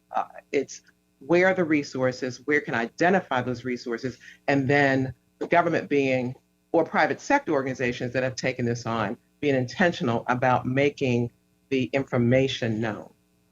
And what, just follow up on that last point, Ms. Pinder, what would be an effective way, and I know I'm kind of putting you on the spot here a little bit, but what would be a really effective way to get that information, that last piece you just mentioned, get that information known and communicate what is available to some of these communities? I think you have to meet people where they are, right? And so if you're looking to increase awareness in particular communities, what are those, the knowledge of where the CDFIs are? How do you use means to advertise that information? And whether it's through our churches or through organizations that exist in those communities, I think that is how you meet people where they are. Thank you. I appreciate that very much. Professor Fairley, you had also touched on this in your written testimony about the changes between the first round of funds, relief funds, and the second rounds of funds. So the same question for you, if I may. What are some of the barriers that you've determined and seen from your research on getting CDFIs connected to those underserved communities? Well, I think that, the big problem in the first round is that it was mainly established banks that were providing the funds, and those were going out to mostly non-minority businesses. And then it was the second round of the PPP funds where they really targeted, trying to get this fintech into local banks, CDFIs, those types of organizations that really made a big difference, right? In the research that I show, you can just see this incredible difference between this positive relationship with non-minority communities overall in the U.S., and then it switches around. It totally, reverses in that second round. So I think it's really important. I think that we need to be aggressive. We need to go out and talk to small business owners, get that information out to them so that they know about these programs, so that they know to apply. Thank you. Madam Chair, I yield back. Gentleman yields back. And the gentleman from Minnesota, Mr. Hagedorn, is recognized for 5 minutes. Thank you, Madam Chair. I'd like to expound a little bit about these lockdowns that our ranking member, Mr. Lukemire, brought up. In our state of Minnesota, our Governor, Tim Walz, has held on to emergency powers and made all sorts of arbitrary decrees. And in so doing, his central government planning has really affected our small businesses. It's crushed a lot of them, put some of them out of work, out of business permanently. And you look at some of it, just didn't make sense. You had big box stores, corporate stores open, small businesses closed. And then you get into the rural areas that I represent down in southern Minnesota, and you have border communities. And the Minnesotans would just cross the border, go into Iowa, South Dakota, or Wisconsin, purchase their goods there, go dine and go to a bar or restaurant, and then we were hurt. Now we're trying to open back up, but the effects of these lockdowns are really hurting small businesses. You have a situation where we don't have enough labor. Part of that's because the schools are still closed throughout most of Minnesota with the regulations that don't make sense. Even the CDC says it's okay to get the teachers and everybody back in school for in-person learning. That would free up the parents to be able to go out and do work again in the community, work for our small businesses. And then in some of the border communities, the employees have literally gone to neighboring states and taken full-time jobs there, knowing that those states will remain open when Minnesota's opening and closing. So I guess to Ms. Kerrigan, what are your thoughts about that? I'd like to hear any other experiences that you've learned along the way, and just how devastating some of these lockdown orders have been to small businesses across the country.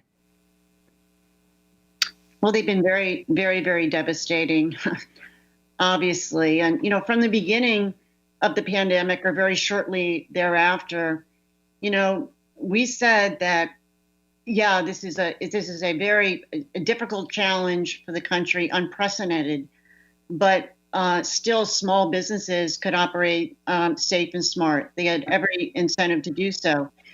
And you're right. I mean, the inequities in allowing sort of the larger stores to remain open and closing the smaller stores that could have sold some of these goods that were provided by the larger stores, and in effect hurting larger amount of customers into bigger stores, didn't make sense from our members' perspective. So, and what we're seeing now, Congressman, is, you do see businesses just in these lockdown states, really picking up and moving to other states. It was the trigger for them actually to move to more business-friendly states, to lower cost states, and to states that, where there was a little bit more flexibility, in terms of these policies. So I don't know if I have one simple answer for you. Hopefully with the vaccines and now we're seeing the big drop in the disease. We're on a course here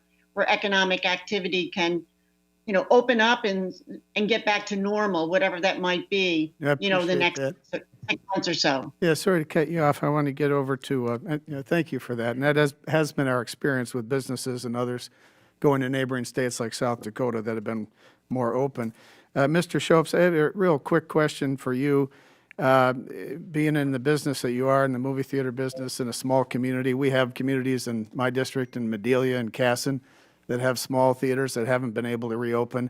In some of our rural communities, obviously we need infrastructure for folks to be there, jobs and everything else, good, obviously healthcare and education, but quality of life, things to do, entertainment, that's really important in a community the size of yours. I think it's, about 7,000 people, and I see that. What's your thought about that? Well, I have to agree with you. I can't tell you the number of people that have come up to me and asked when we're going to open. They come knocking on our door when they see us in the theater. They want us to open. But it goes back to what you were talking about just a minute ago. As long as LA and New York are locked down, they represent 25% of the revenue that goes into movie theaters in the country. And movie studios will not put out their big movies, if they know that LA and New York are locked down. So yes, it is quality of life. Movie theaters are a big thing in small towns simply because it's a gathering place. It's a place where it's a reach out to the rest of the world from a small rural community. Thank you very much. Time has Appreciate the time. Now we recognize the gentle lady from Kansas, Ms. Davis, Chairwoman of the Subcommittee on Economic Growth, Tax, and Capital Access. Thank you, Chairwoman. I'm definitely cognizant of the fact that it was about a year ago that the Small Business Committee held our first hearing on how the emerging pandemic might impact small business. And obviously so much has changed in that time. I've been honored, hold on, the buzzing is happening in my office. I've been really pleased to be able to speak with a lot of small business owners in the 3rd District in Kansas. And first of all, I appreciate folks taking time out of their busy schedules, just like you all have here today, to share experiences and perspectives. And I think that what we're hearing now and what I've heard at home is that obviously small businesses are in the fight for their lives, and they're getting innovative and using every tool at their disposal to keep their doors open and employees paid. And there's obviously a lot of work to do, continue to do, to provide the capital and resources and relief that our small businesses are going to need. And I know we talked about the EIDL or heard about the EIDL loan earlier. A small business owner in my district was able to apply for and receive the funds almost immediately within a day of applying, and it really saved her business, and she was able to continue to operate. So know that when these programs are working effectively, they can save jobs, they can save businesses. And I also know that some of the issues that we're facing are because we don't have the necessary funds or programs available for people to get a second drawdown on the PPP. And so we're going to continue to work on that. And then finally, I want to mention that when it comes to the supply chain and our small manufacturers and medium-sized manufacturers, I've introduced the Supplies Act because I know that there are so many businesses, particularly in Kansas, who are eager to shift their production over to things like personal protective equipment, testing supplies, and even to help with the vaccine rollout. I know a lot of healthcare workers are still struggling to get all of those things. So I am glad to see that the American Rescue Plan includes a $10 billion of funding for domestic manufacturing for emergency medical supplies and this sort of thing. So Ms. Pinder, I'd love to hear you speak a little bit to the opportunity to utilize small businesses and particularly minority-owned businesses when it comes to the implementation of the Defense Production Act. I know you mentioned that in your testimony, and would just love to hear you talk a little bit more about that. Thank you, Congresswoman. One of the things that I talked about is how do we then take existing assets and see how we leverage them in order to help support what you're talking about? Because you're right, there's this plethora of need that's out there. And how do we identify specifically for those businesses that are hurting the most? And so traditionally, assets like the Defense Production Act and like Buy American has not really looked at or leveraged how we then translate some of that perhaps we could leverage for, let's say, minority and women and small businesses. We take, for example, I talked about the Title III, that the president has authority to invest in specific industries. What you talked about, people pivoting during that time. Well, what if we could take something of that nature and as the goal of Title III, for example, is expand domestic capacity for supplies. But if indeed that can be done or implemented in mind with supporting minority and small and smaller businesses, I think that those are the kind of things that we need to, that Congress can take a look at. It's all about implementation, right? And so how do we implement it to make sure that that is indicated in those efforts? Thank you, Ms. Pinder, and we'll probably follow up more after this. I'll yield back. Gentlelady Chairwoman. yields back. The gentleman from Minnesota, Mr. Stover, is recognized for 5 minutes. Thank you, Madam Chair. And at our first meeting of this year, I do not mean to kick things off in such a negative way, but I believe this situation calls for it. As small businesses were crushed at the hands of their state and federal governments, Speaker Pelosi put politics ahead of our country. For months, she made her partisan wish list items a priority over the millions of Americans who were suffering. It was unacceptable.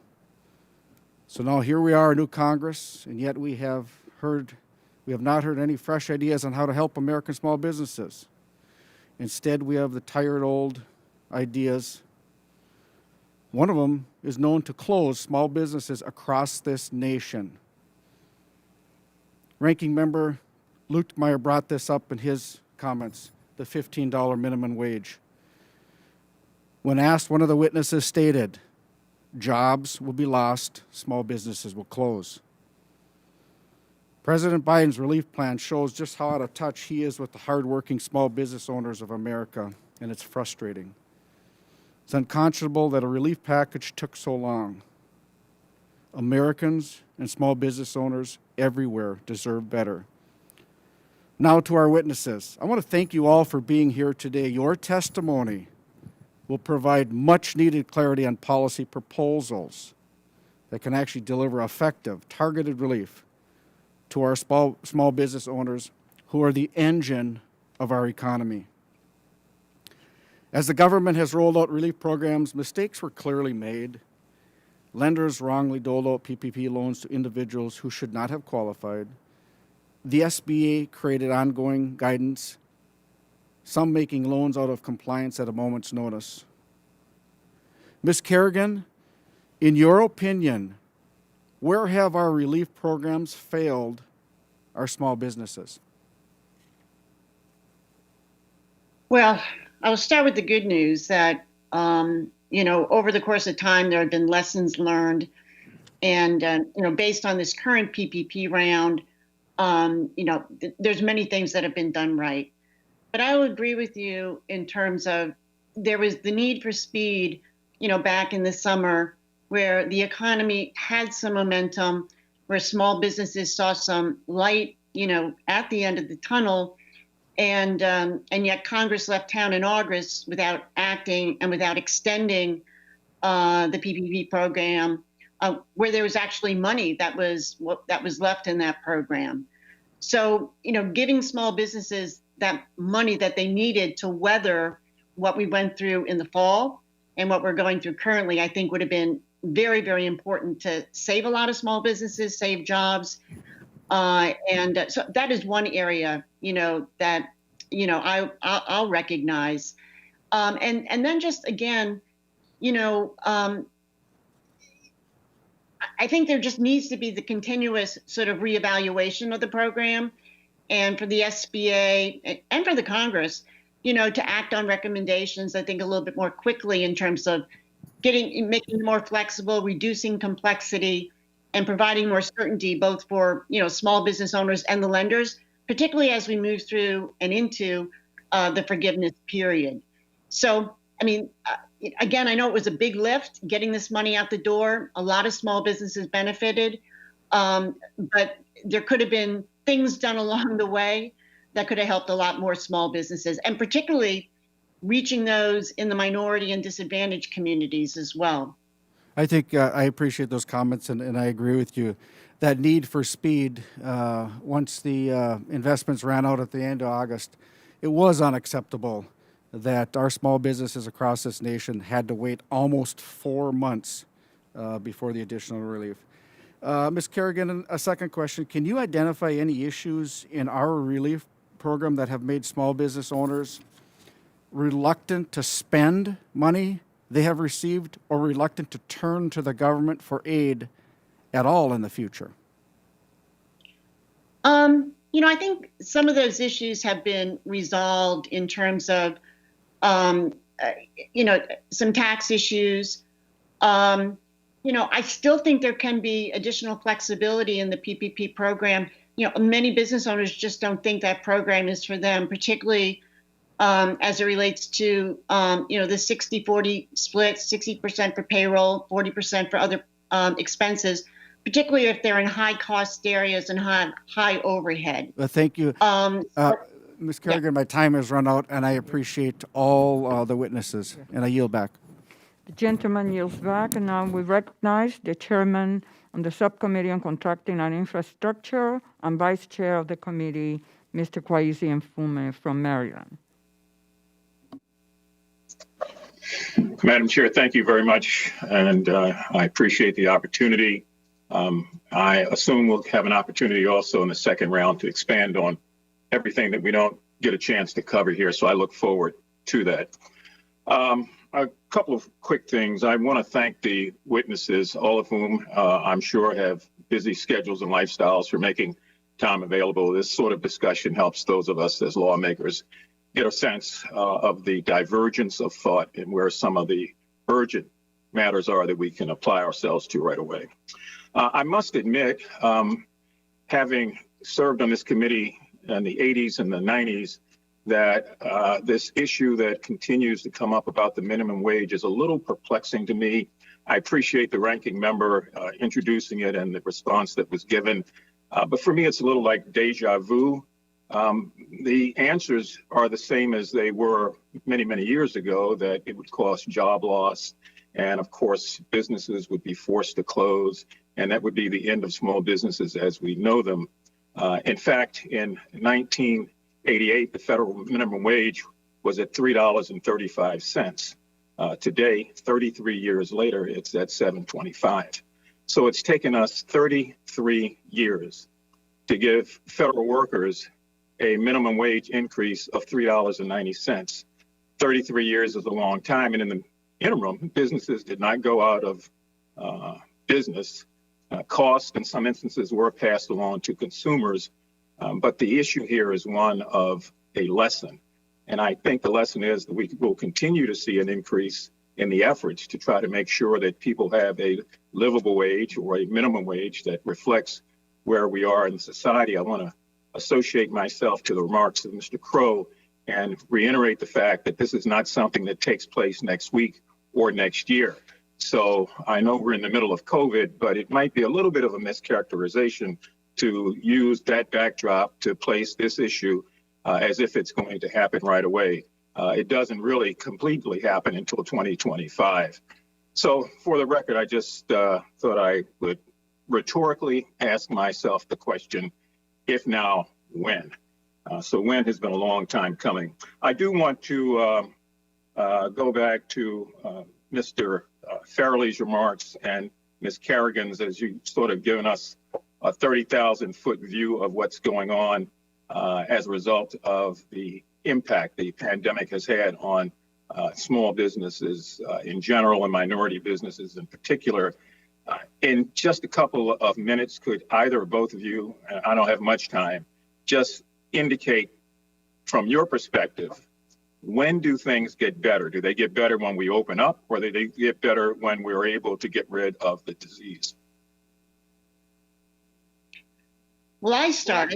I think it's both. I think we can, moving sort of a parallel track, and when we open up, I think that will definitely help small businesses, but certainly the whole vaccination issue and getting rid of the disease, will give consumers the confidence, to go to stores and to, get back to sort of quote unquote normal economic activity. But again, Congressman, I just have a lot of optimism for all these new entrepreneurs that see opportunity in the marketplace based on where consumer trends are going right now. And to the extent that we can encourage those entrepreneurs to move forward, to innovate, and keep our economy competitive, no matter what the normal may look like, the new normal moving forward, I think is vital. Thank you. And Professor Farrelly? Yeah, I think that we need three things. One, we need to get that vaccine out. We need to get it out faster. We need to get it out evenly across the country. So there's some equity issues about that, of course. That's really important. Customers need to feel comfortable. They need to feel like they can go into a small business and not worry about getting the coronavirus.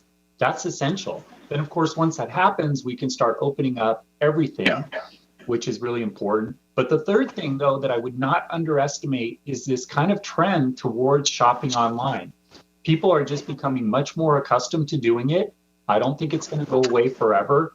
And small businesses somehow need to have more of an online presence. And so I gave some ideas there about how search engines could prioritize small businesses in their local area instead of just the big box stores or the bigger online retailers. That would be one way that we could do that. Thank you very much. Mr. Schultz, I really empathize with your situation out there in the Midwest. To see a 92% reduction in your revenue in 1 year is sort of unfathomable. And I can only imagine what you and your wife are up against in terms of swimming upstream.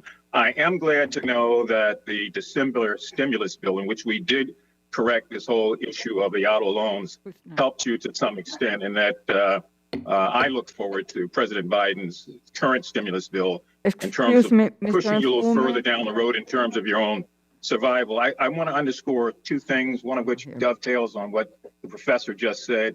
Innovation is one of the biggest enemies that many small businesses face. We saw it with the newspaper industry a couple of decades ago. We're seeing it now with movies as it relates to Netflix and on-demand and pay-per-view, which affects both television and other losses. Madam Chair, were you trying to? Yes, your time has expired. We are discussing with the ranking member in a minute if we're going to go to a second round, and then you will have an opportunity to have Mr. Schultz answer your question. Thank you very much. It's he and Ms. Pinder, so I will await the decision of the chair and the ranking member. Thank you. The gentleman from Pennsylvania, Mr. Muser, is recognized for 5 minutes. Thank you very much, Madam Chair. Thank you to the witnesses. Appreciate you being here with us. The PPP, the Paycheck Protection Plan, was very much of a success. Nationwide, there were 5.5 million approximately small businesses received loans, $557 billion in forgivable loans were issued with an average of approximately $100,000. So that was really the sweet spot that was the intent. In Pennsylvania, my home state, it was very much the same sort of metrics, 200,000 loans for $22 billion, so about 110,000 per business. The EIDL loans were also very successful. The economic injury disaster loan, particularly in Pennsylvania, the SBA worked extremely hand in hand with me and with us. 3.6 million loans for $200 billion. which works out to be about $6,000 each, which again was right on the mark. Nevertheless, that's about $1 trillion. And with another $3 trillion that was put into the economy, that's $4 trillion thus far over the past year. And yet, 1 in 4 small businesses still predicts they're going to go out of business within the next 6 months. And most of them are restaurants. So it's almost that there's almost no amount of money that is going to buoy and allow small business to survive, except the free marketplace itself. So, Ms. Kerrigan, I'll start with you, please. You know, there's some talk here about business planning and how somehow government's supposed to provide innovative ideas. Anybody who's been in the private sector for more than, we'll say, a year knows that that's ridiculous. Entrepreneurs figure those things out on their own. What government does is create a competitive business environment for small business and large business to do their thing and be competitive and deliver the best products and services at the lowest prices. Nevertheless, Ms. Kerrigan, I'd like to ask you about access of capital outside of all of the forgivable loans and the additional that we're going to provide. I'm not sure in fact, I am sure there's no alternative to a safe and smart opening that is driven by the entrepreneurs and the small businesses themselves, where their ideas are applied to assure that their customers and their staff are safe, yet they stay open. And I'd like to get your comment on that, Ms. Kerrigan, and Mr. Shones. Am I saying it right? Mr. Schultz. But first, just a quick answer on access to capital. Do you have any suggestions for us as to what we should be looking for outside of the EIDL and the PPP and standard lines of credits that banks have or that businesses have? Well, you know, one of the areas that we've been very involved with since the Obama administration is the whole area of investment crowdfunding. And we're beginning to see a big surge in that. Obviously, investment crowdfunding was made legal 4 long years, you know, for the rules to be written on that. But now I see this huge surge in investment crowdfunding, I think, which is really great. It is truly democratizing access to capital. Minority, women-owned businesses are tapping into this capital. And what I think the beauty of it is it leverages local capital and local investors. And there's new rules now at the SEC that are lift the limit from 1 million to 5 million and some other things that will strengthen equity crowdfunding. I think we could work with some tax credits there. I mean, the UK has, with investment crowdfunding, put together actually a fund where if an individual raises, you know, up to 250,000 or more, I forgot what the actual cap is, that through a fund, the government will match that, but it will have to be paid back. So I think what we need to start looking at is ways that we could, on the capital formation front, private capital, and you know, leveraging what I think is a lot of capital out there. And investment crowdfunding is the way to do that, one of the ways to do that. Thank you. I'd love to follow up with you if I can afterwards and discuss that further. Quickly, Mr. Schultz, I have very little time. What would a $15 minimum wage do to your business right now? It would, as most small businesses, it's going to hurt somewhat. It's not going to force us to close. It will force us maybe to raise prices, to look at ways in cutting back in other areas. It's not going to close us, but it will put some more hardships on us. But at the same time, we hire mostly entry-level students, the young people. I'd like to see some kind of maybe a minimum, some tier of minimum wage that address that kind of entry-level position. Thanks very much. I'm out of time. Madam Chair, I yield back. Thank you. Gentleman's time has expired, and now we recognize the gentleman from Minnesota, Mr. Phillips, Chairman of the Subcommittee on Oversight, Investigations, and Regulations. Thank you, Madam Chair. Greetings to my colleagues and to our witnesses. I want to address a couple things quickly that a couple colleagues have brought up, starting with the fact that governors around our country, both Democrats and Republicans, who imposed lockdowns did so to save American lives in the absence of a strong federal response or even support or guidelines. I know how economically painful it was. I can attest to it firsthand. But I simply ask my colleagues and remind all of us it's incumbent on us in this committee to now help small businesses recover. So I invite everybody to invest our time and energy in repair and rebirth rather than regression. Relative to the $15 minimum wage, which has come up a number of times today, I own a chain of small coffee shops. We pay a $15 minimum wage, not because we have to, but because I want to. I know the implications, how it helps employees, and how challenging it is for owners. But I think it's fair to say that we all, Democrats and Republicans, share the same objective. We want more prosperity for everybody, especially those who work hard and are trying to make ends meet. I think we should balance these minimum wage increases with the EITC, Earned Income Tax Credit, so we don't reduce employment, we don't further hurt businesses, especially in rural areas.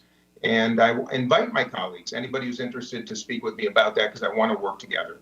Now, the numbers and stories we've heard today from our witnesses are staggering and painful, to say the least. We know that businesses that survive the crisis are going to have to adapt in a post-COVID world, and with higher relative costs and with less working capital than ever. We know how many small businesses entered the crisis with low financial resilience. About a third were either operating at a loss before COVID or breaking even. So we know it's going to only get worse over the coming weeks and months before it gets better. So as briefly as possible, I want to ask each of our witnesses to simply share with me and our committee how we on the Small Business Committee can most impact small business recovery moving forward, particularly for businesses in rural areas, minority-owned firms, and women-owned firms. Perhaps we can start with you, Mr. Fairley. What is the best way? Where do you want to see us focused? I think the best way is to really promote trying to get the vaccine out, right? I think that that's the key. That's going to make customers feel comfortable going back into small businesses. And as I mentioned before, the online presence part, I think, is crucial. Okay, thank you. Ms. Pinder. I believe there's capitalization is, I think, the most important thing that can be done. And so I talked about no interest loans, zero interest loans, being cognizant of the need versus the demand of it, and providing capitalization, I think, is the greatest thing that can happen. And Ms. Pinder, do you believe existing programs, either amplified or in their current form, are enough, or do you think it's incumbent on us to consider new programs? I think it's incumbent upon you to consider new programs and look at existing programs to see how you can leverage it there, like the Defense Production Act, of how do you do investments, just new ways and innovative ways of how we make investments in businesses that are pivoting, businesses that are trying to survive, but bringing them to the table and understanding it's not a cookie cutter approach, but how do we approach that need based on industry or based on whatever that need may be. I appreciate it. Thank you. Ms. Kerrigan. Well, access to capital, I think, is vital, and I agree if we could supercharge and work with the existing framework of programs, whether it's SBA loans or with investment crowdfunding and the platforms that exist there, I think it would be really important to do so. Look at technology is so important, and making sure that the SBA resources and the programs are really focusing on technology. And we're going to move from into a 5G world, right? So things are going to change again, and our businesses are going to have to pivot and adopt again. There's a lot of opportunities out there. And lastly, you're right, access to broadband. That's been one of our top issues. If you don't have access to broadband, you don't have access to the tools or opportunity. So that, I think, is a very important piece to focus on. And one more quick question, Ms. Kerrigan. Are you familiar with any countries, any nations around the world that support their small business kind of eco-culture, if you will, in ways that we can learn from? Well, I think there's a lot on the microloan front. I mean, certainly over in the UK, they're, how they are supercharging investment crowdfunding there, both through the tax credit and also a match program, I think is something we can learn from. It's been highly successful. So we have a regulatory framework there. You know, they have this great program. I think if we can look at that and perhaps emulate that, or at least to explore it, I think it would be really important, particularly during the recovery period. And the fact that, you know, we're going to have to leverage private sector capital. You know, we're going to have to do that in order to get through this, to get moved to full recovery. I appreciate it. And with our limited time that we have left, Mr. Schultz, anything that you want to add, anything that you haven't shared that would be helpful through the SBA that we can be focused on and help the rebirth of small business? Well, I think one of the main things is somehow we've got to get the communication out to small business owners of what's available. When I first got my EIDL loan, I mentioned it to several of my friends in the community. They didn't know what it even was. I think that we've got to somehow get that information out to the people that are in need. And then I have to go back to what Dr. Fairley said. The number one thing that will help us is to get the vaccine widely distributed and to get us, at least people believing that we're going to get back to normal. Time has expired. I'm grateful. Thank you. Thank you. Gentleman yields back. The gentleman from New York, Mr. Garbarino, is recognized for 5 minutes. Thank you, Madam Chair. Thank you to all these witnesses that we have today. Mr. Schultz, I just had some questions for you. Can you share with the committee how many employees you had before the COVID-19 pandemic and how many you have now? Yes, we averaged about 12 employees before the pandemic, excuse me. And right now we have my wife and I. That's it. Okay. And before the pandemic, what was the average age of your employees other than your wife, not including your wife and yourself? Probably about 17 to 18. And the average wage you paid those employees? Average wage was $8 an hour. $8 an hour. We've heard a little bit about today how the increase to the minimum wage could be $15 an hour. That won't happen until 2024, but it goes up to $9.50 this year. That would be a pretty big increase from $8 an hour. Would that prohibit you from bringing employees back this year, especially if you didn't have access to the PPP? No, it would not. We're going to bring them back. We're going to open our business one way or the other. We're going to bring employees back. If it means our costs go up, we'll have to figure out a way to increase our revenue to offset that. And our community will have to understand that it may include a price increase. It may include other things that we try to do to supplement what we do right now. Do you have to compete with other major chains? I know, I believe you're a small business like Regal or AMC or United Artists Theaters. Do you have to compete with them? Are there any near you? We have one about 20. We have one 20 miles away and one 15 miles away, and I don't think we're really not in competition with them. We employ mainly local high school, local junior college employees, and they want to stay locally. So we're not in competition for employees. No. But my question is, if you had to increase ticket prices or the cost of your concessions to cover the increase in minimum wage this year to $9.50 and then all the way up to $15, are you concerned that your customers would go to other major chains because it might be cheaper for them to go there? I'm always concerned that our customers are going to go to the major chains because they can offer more than we do, even with not even counting the minimum wage issue. They will be under the same minimum wage requirements we are. And I think that, yes, of course, I'm always concerned about my competition. However, I think that we have in a small town, we have a very loyal following, and I think we'll be able to get through it. One more question. Have you tried to bring back any of the 17 or 18-year-old employees since you were allowed to reopen? Have you tried to hire anybody back, and they've refused to come back? No, we've had no one refuse. As a matter of fact, we've had everybody eager to come back. What has happened was we opened back in, I think it was June or July, we tried to open, and there was just no product. Movie theaters are a specialized small business because without the movies there, we have nothing to sell. And without the new movies being released by Hollywood, we had nothing really to present. We tried using old classic movies, old blockbusters, and that just did not pay the bills. We were forced to close down again. But even now, when we're talking about possibly opening again in a month or two, we've already contacted our employees, and nearly all of them are eager to come back. Okay, thank you very much. And Ms. Kerrigan, I have a question for you. It's something that I've heard back in my home state of New York, and I'm wondering if it's something you've heard in your dealings, that the PPP and the extension of the increased unemployment insurance, the $300 or the $400 a week extra, are counterproductive because they compete with each other.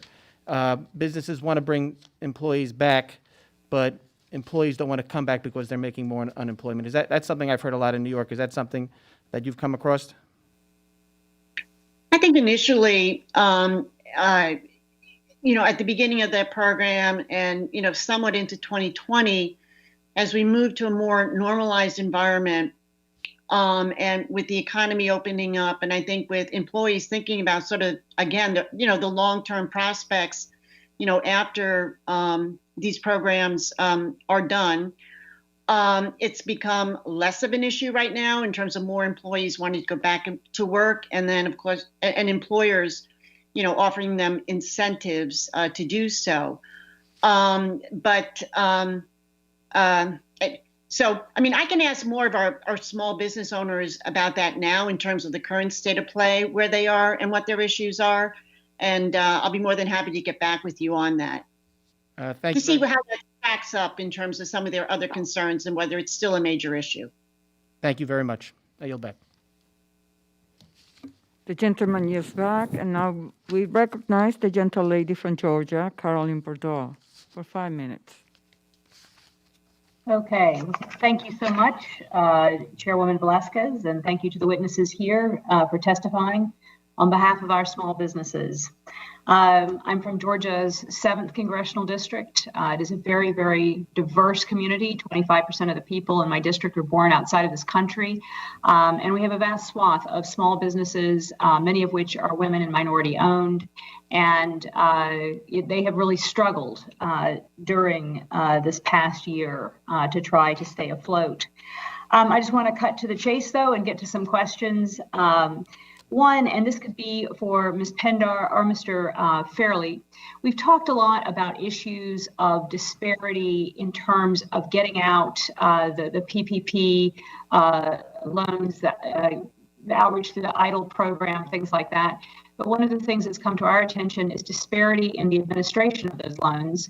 And one of our concerns is that it seemed from a quick survey that we did of some of our small businesses that a lot of the Black, other minority-owned businesses were having to pay back the loans, whereas some of our white businesses seem to be more likely to be able to find ways to get the loans forgiven. And wanted to see if that was something, Mr. Fairley, that you've come across in your research. And from Ms. Pinder, something that you are hearing from minority communities about as a particular issue, and if so, what we might do to address that. I guess I can go first. So I haven't actually researched this directly myself, but I know that there are a couple of projects that have looked at discrimination in terms of, when you have a minority lender coming in or a non-minority lender coming into a bank to get a PPP loan, that there was definitely some issues there. And I think that that's really important, right? Is that if we don't have kind of an equal system from the very beginning, from getting information, from going into a bank and asking for help, or into going into somewhere else or looking into a fintech, that's a real problem. And I know that there is some evidence that did occur early in the stages of the PPP program. Thank you. Congresswoman, we can certainly validate that is absolutely true. Part of what we've been doing at the council and our MBDA centers is addressing issues our minority businesses have found themselves in relative to obtaining PPP loans, and then just the whole mystery around the payback of them, right? And because it's a revolving door, the rules kind of shifted in midstream. It is very hard to get a handle on it. And so those things that were problematic in terms of how we were able to even get to loans, we've had to make phone calls to banks to ask them to consider these particular companies. But we also saw a difference when money from whether it was state level or money that was done from foundations of private sector organizations that they were much more successful in getting directly to the folks that were having the problems with the federal funds. Okay. I think this might be an area for further investigation and trying to understand sort of what has happened out there and sort of what's happening as these programs are going through the process. One other question that has come up a lot is we have a lot of small businesses that they need to make investments to improve ventilation, to make their businesses appropriate for COVID and to allow them to stay open and operate in these situations. I know that some local governments gave grants to small businesses, but do any of you all have a sense of the needs out there to make further investments in getting their operations to be COVID safe? And I'll start with you, Ms. Pinder, since I know that you have that a very good perspective from the minority communities. I'm sorry, Congresswoman, you said, what was the last part of your question? Do you have any sense of the additional kind of infrastructure needs that small businesses have to make sure that their businesses are safe and able to reopen at least partially safely right now?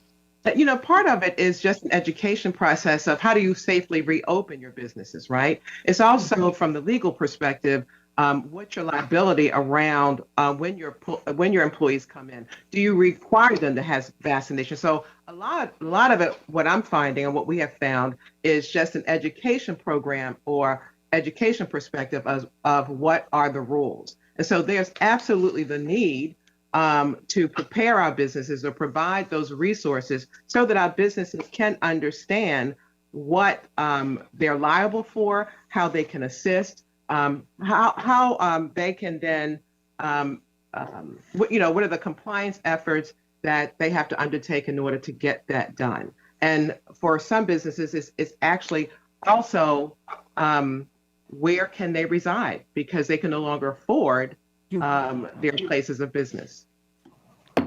Time has expired. Thank you. Thank you. The gentle lady from California, Ms. Kim, is recognized for 5 minutes. Thank you, Chairwoman Velazquez and Ranking Member Lukemeyer for holding this very timely hearing. I also want to thank the witnesses for taking the time to join us to share your experience and your relevant and important data. As a small business owner myself, I am thrilled to be part of this committee, and I look forward to working with my colleagues to support our small businesses during and after pandemic, because small businesses are the lifeblood of our economy and cannot be forgotten. You know, in my district, California 39, which is a suburban district, 99.8% of California businesses are employing over 7 million workers. Unfortunately, COVID-19 shutdowns in my state of California have increased the number of small businesses closing, and I've witnessed many of them myself in my district. More than 19,000 California small businesses have shut down permanently due to COVID-19. And every small business that closes takes away jobs, causing economic stress to families and communities. Obviously, all industries are badly hurt during the shutdown. So I want to ask, but all industries, but retails in particular. So I would like to ask a question for Dr. Fairley. In your testimony, you mentioned trends in shopping habits, especially the move towards online shopping. Do you believe small businesses are prepared for this trend to become permanent? And can you elaborate on some of the recommendations you mentioned in your testimony? Yes, I'd be happy to. I think that it's a trend that's not going to go away. I mean, I think that there could definitely be some pent-up demand where people are really excited when the vaccines rolled out more completely and they want to go back to downtowns. They want to go to those vibrant communities, different shops, restaurants. Mm-hmm.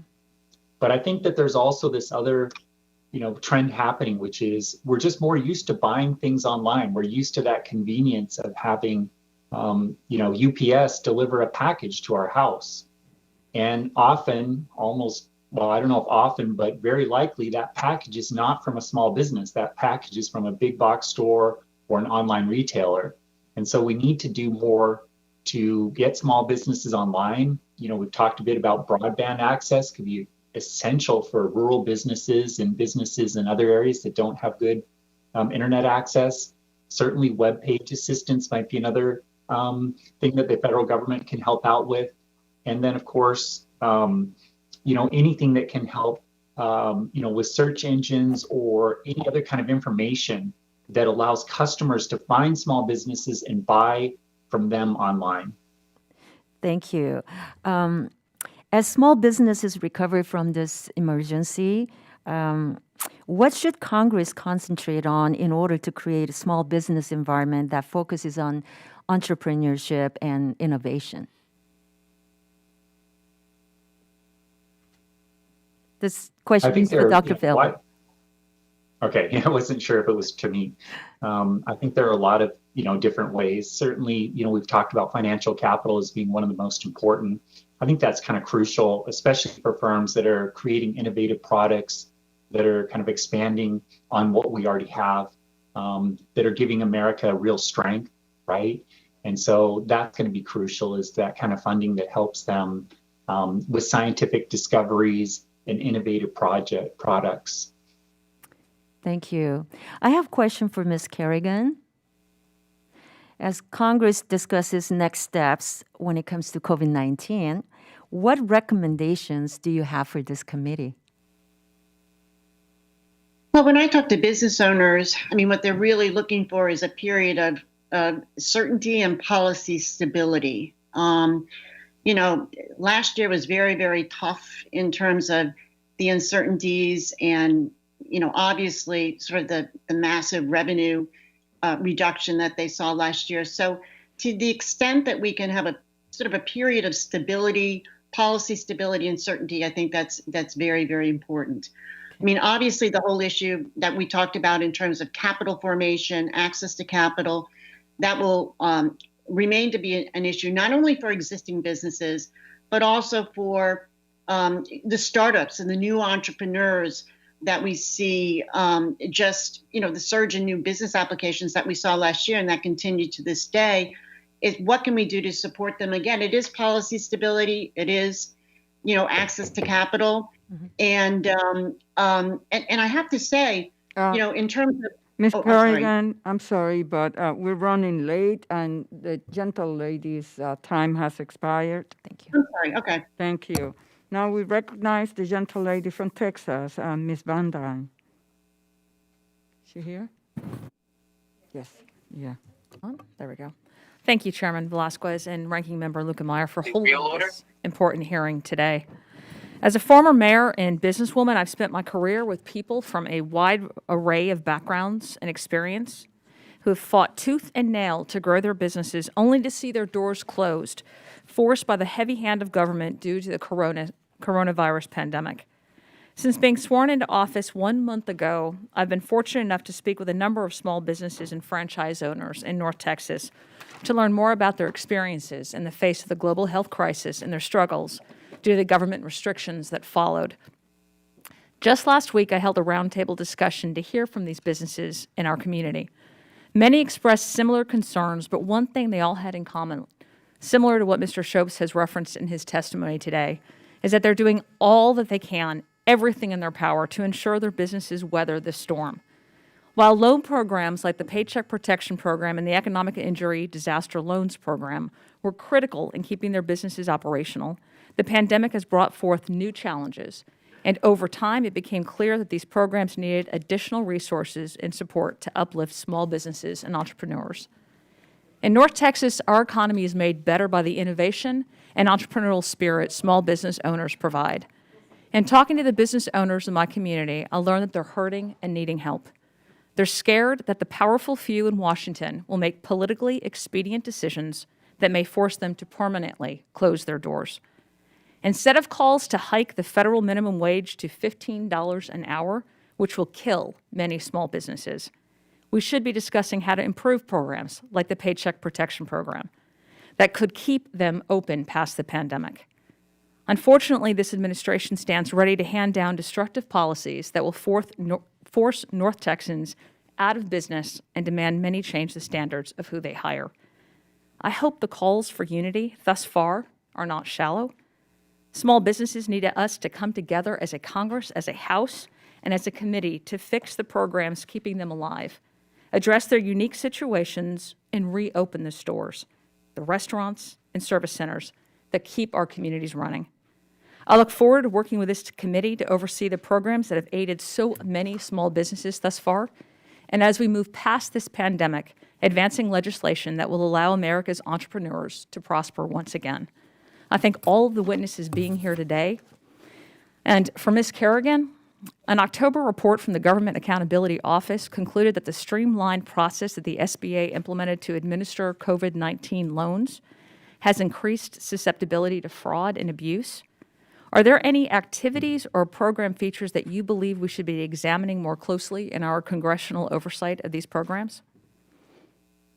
Yes, and that is a big issue and obviously of concern. I actually read the recent SBA's IG report that was released on this very issue, and they have some very good recommendations in that report in terms of what can be done on the front end to ensure that there is not, in terms of the money does not get dispersed to people who may be, or businesses that may be ineligible, and things that they can work on with Treasury, for example, the do not pay data source that they have over there, again, to sort of, catch this fraudulent activity before the money goes out the door. So I was happy to see that SBA IG report, the recommendations, and also the SBA following through on some of those recommendations, but more oversight and follow-up definitely needs to be done. All right, I appreciate that. One of the biggest concerns for small business owners that the pandemic has exacerbated has been providing health care to some of our frontline workers. Our smallest businesses employ low-wage workers and can't afford to pay for health care, especially with revenues dropping. But due to the pandemic, workers are scared to go to work without that safety net. So, Ms. Kerrigan, I'm going to ask, how would you like to see the issue of small business health care addressed for our smallest of small businesses? Well, to the extent that you can provide the incentives and support to the workers themselves in order to access health coverage, to allow for more, flexibility, one size doesn't fit all, certainly when it comes to health care. And I do think some of the initiatives of the last administration, have been helpful. I do believe, the pooling initiative, for allowing small businesses to leverage their numbers in terms of accessing healthcare was very important. Well, one other critical thing that I see is that we want to be able to incentivize, when it comes back to vaccines, employers, are looking not to mandate, but to incentivize employers to get the vaccine.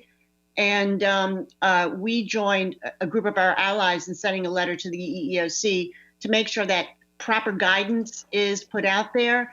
We're not running foul of any laws. And so the gentlewoman's time has expired, unfortunately.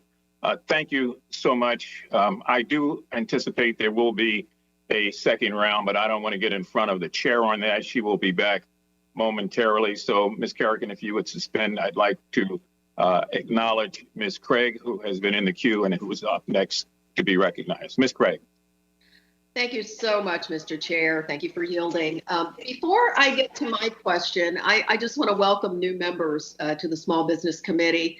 Looking forward to working with all of you. I've been proud of the work on a bipartisan basis that we've been able to accomplish, and happy to serve on this committee with members of the Minnesota delegation as well. Thank you again to our panelists for being with us today and for your insightful testimonies. As I'm sure is true for all of my colleagues, many of the issues discussed today have greatly impacted my constituents. I'd like to address my question to Dr. Fairley first. Thank you for your important research and specifically addressing the negative impacts that COVID-19 has had on minority-owned businesses. In your testimony, you touched on the issues that restaurants have faced as well amid the pandemic. We're seeing the consequences of government ordered shutdowns on, in particular, hospitality and restaurants. On top of the financial losses and shutdowns, people are anxious to know that it's safe before they return to restaurants, and that's not going to happen until vaccines are more broadly available in each of our communities. The combination of these issues has devastated the restaurant industry, and a relief grant program for restaurants to address these unique challenges was widely supported by my colleagues on this committee last Congress, including Chairwoman Velasquez. As we roll out vaccinations, do you believe a targeted relief grant program, which would go to independent restaurants, similar to last Congress's Restaurants Act, $120 billion would go to the industry in grant, would that assist the recovery of these smallest and hardest hit Main Street businesses, help them to stay open and accelerate the recovery of our Main Street businesses? Yes, I think it could help a lot. I think it's important that we save our restaurants. Certainly, just going around my own town, I've seen a lot of them closed up, and they've closed up permanently. They put up signs saying that they're done. They're not going to reopen at any point in time. And it's sad, right? You sort of, we really experience these downtowns as part of, what makes America great. And, is that being able to go and walk through a town with a lot of diverse restaurants and shops, we need to provide that assistance to them. And I think directed assistance, especially financial assistance, so that they can weather the next couple of months to get that vaccine out is crucial. Well, we see that light at the end of the tunnel for sure. I want to open this up to, I guess, any of our panelists here, just as we circle back around to this topic of the second round of Paycheck Protection Program forgivable loans. Obviously, did a much better job of assisting minority-owned businesses. But one of the challenges that I saw in our community is that minority-owned businesses don't always have access to the same information. There are language barriers, et cetera. So any thoughts on how we can encourage really at the local level, how the federal government can support making sure that the communication and the dollars are getting to these minority-owned businesses? Congresswoman, I can start out with that. One of the things, it's been great to, by the way, engage with the SBA already early on in the administration, where they're already having this discussion about how you use local organizations, community organizations, sort of a navigator approach to actually reach those types of businesses, because many of them don't think they're eligible. They are unaware of the program. They have technical issues to overcome in terms of the financials and all those other things that they need to apply for these loans. So I think there's, and they have some good models that they shared of how this worked in certain areas of the country. And I think using that nationwide, I think would really be beneficial.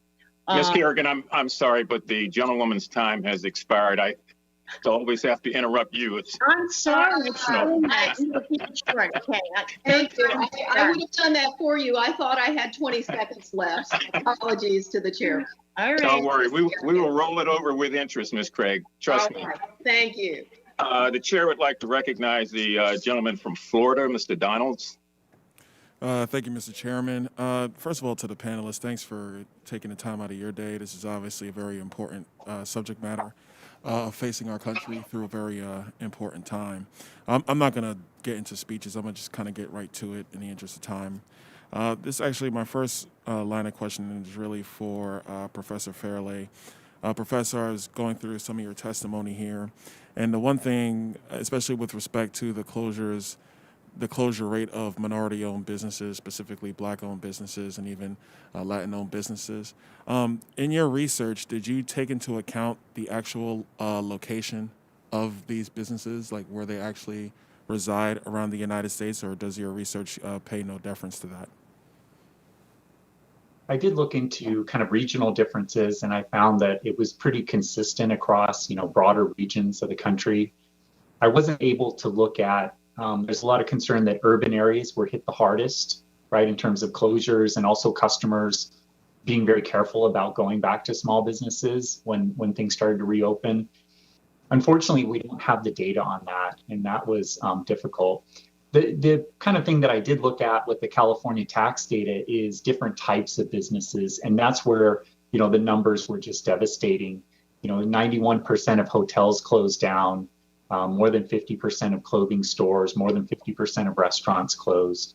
A lot of those are owned by minorities and immigrants in California. And so that's a real concern is, what's happening there. Quick follow-up on that point. So, since you have such rampant closures, obviously, in the state of California, could you specifically attribute that to the emergency regulatory environment put in place in California by Governor Newsom, and with respect to that, local city councils and local mayors in the state of California?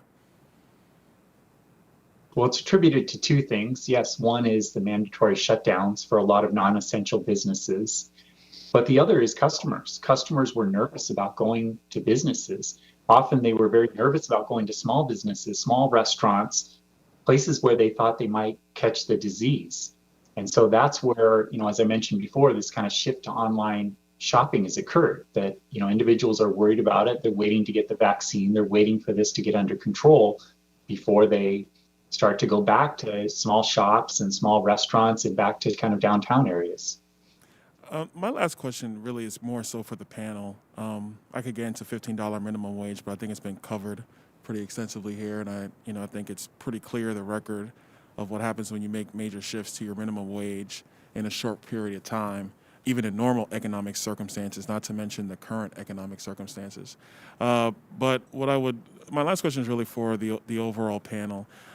Does the overall panel think it's appropriate for emergency regulatory orders to be essentially cast across an entire state with no reflection on whether it's an urban area, suburban area, or a rural area? And do you think that the impacts on suburban and rural areas in particular provide just as many disastrous impacts to small businesses as they would in an urban area? Anybody can answer that one. Well, I think that the effects of the COVID pandemic across the state, in our state, rural or urban, has been terrible, of course. I don't think the shutdowns would have affected us any more than they would have in a rural area or an urban area. So I don't really think there's any difference there. It's going to affect all small businesses the same. I would just add that the one-size-fits-all approach, obviously that's a big problem, both when it comes to government edicts, regulation, and certainly when it comes to this, is that it would have been ideal if local governments and localities were given a little bit more flexibility and authority, to make decisions based on local conditions. So anyway, one size fits all is, obviously hurt a lot of small businesses in areas where the pandemic situation was much different than it was, say, in urban areas. All right, I'll yield back the rest of my time. Thank you, Mr. Chairman. The gentleman yields back, and now we recognize the gentlelady from Florida, Ms. Maria Salazar. 5 minutes. Thank you, Chairwoman Velasquez, and thanks to all of you and to the panelists that are willing to donate their time to enlighten us.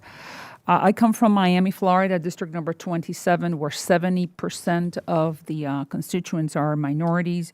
80% of my businesses have less than 10 employees, and 70% have less than 5 people.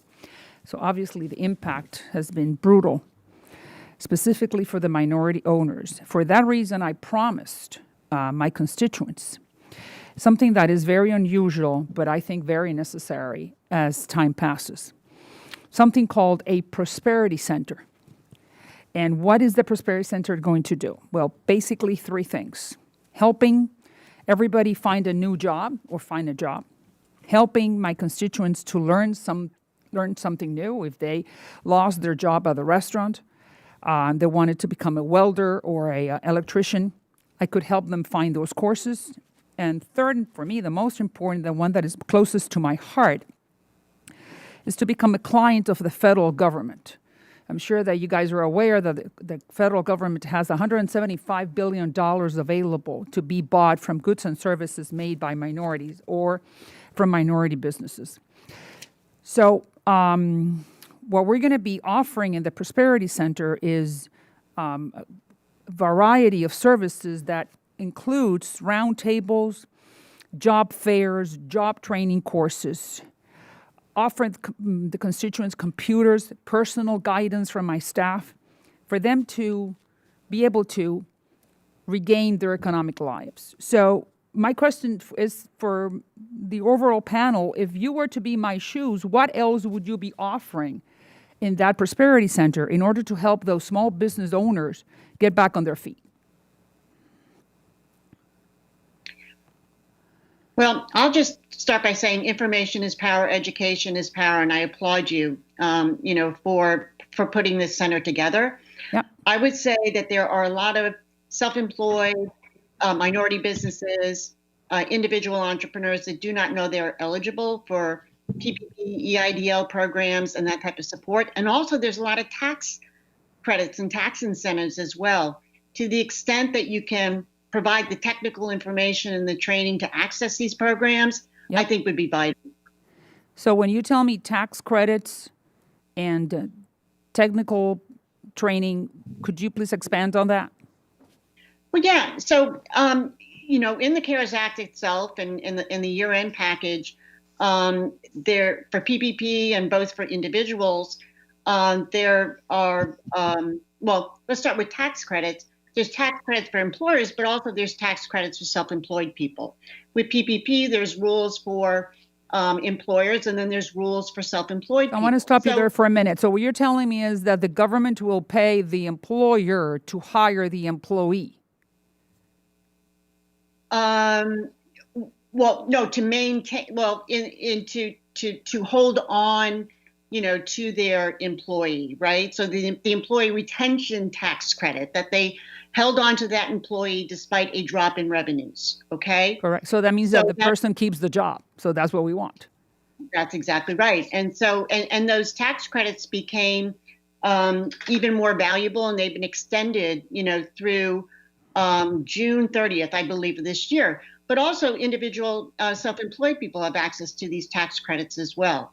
But many of these entrepreneurs and small business owners, they just need the technical expertise and the accountants and, the people to help them get through these very complicated, not as complicated, but just the forms that they need, the financials that they need in order to take advantage of these programs. So information is power, like you said. So now we got to add another layer where we're going to be providing them sort of accounting or legal guidance, so they will know how to find their way through the maze. Through the maze, and then all the way, if it's a PPP loan, through the forgiveness process as well. And you feel that is one of the most important information that we could provide. PPP loans, or the info that comes with it, and where to look for opportunities, for tax opportunities. That's right. There's a lot of them in as I said, the CARES Act, and then things that were put in at the year-end package as well, that was signed into law. We're going to make the Kerrigan Prosperity Center division. Thank you. Gentle lady's time expired, and now we're going to go to a second round. Yes, Professor Furling.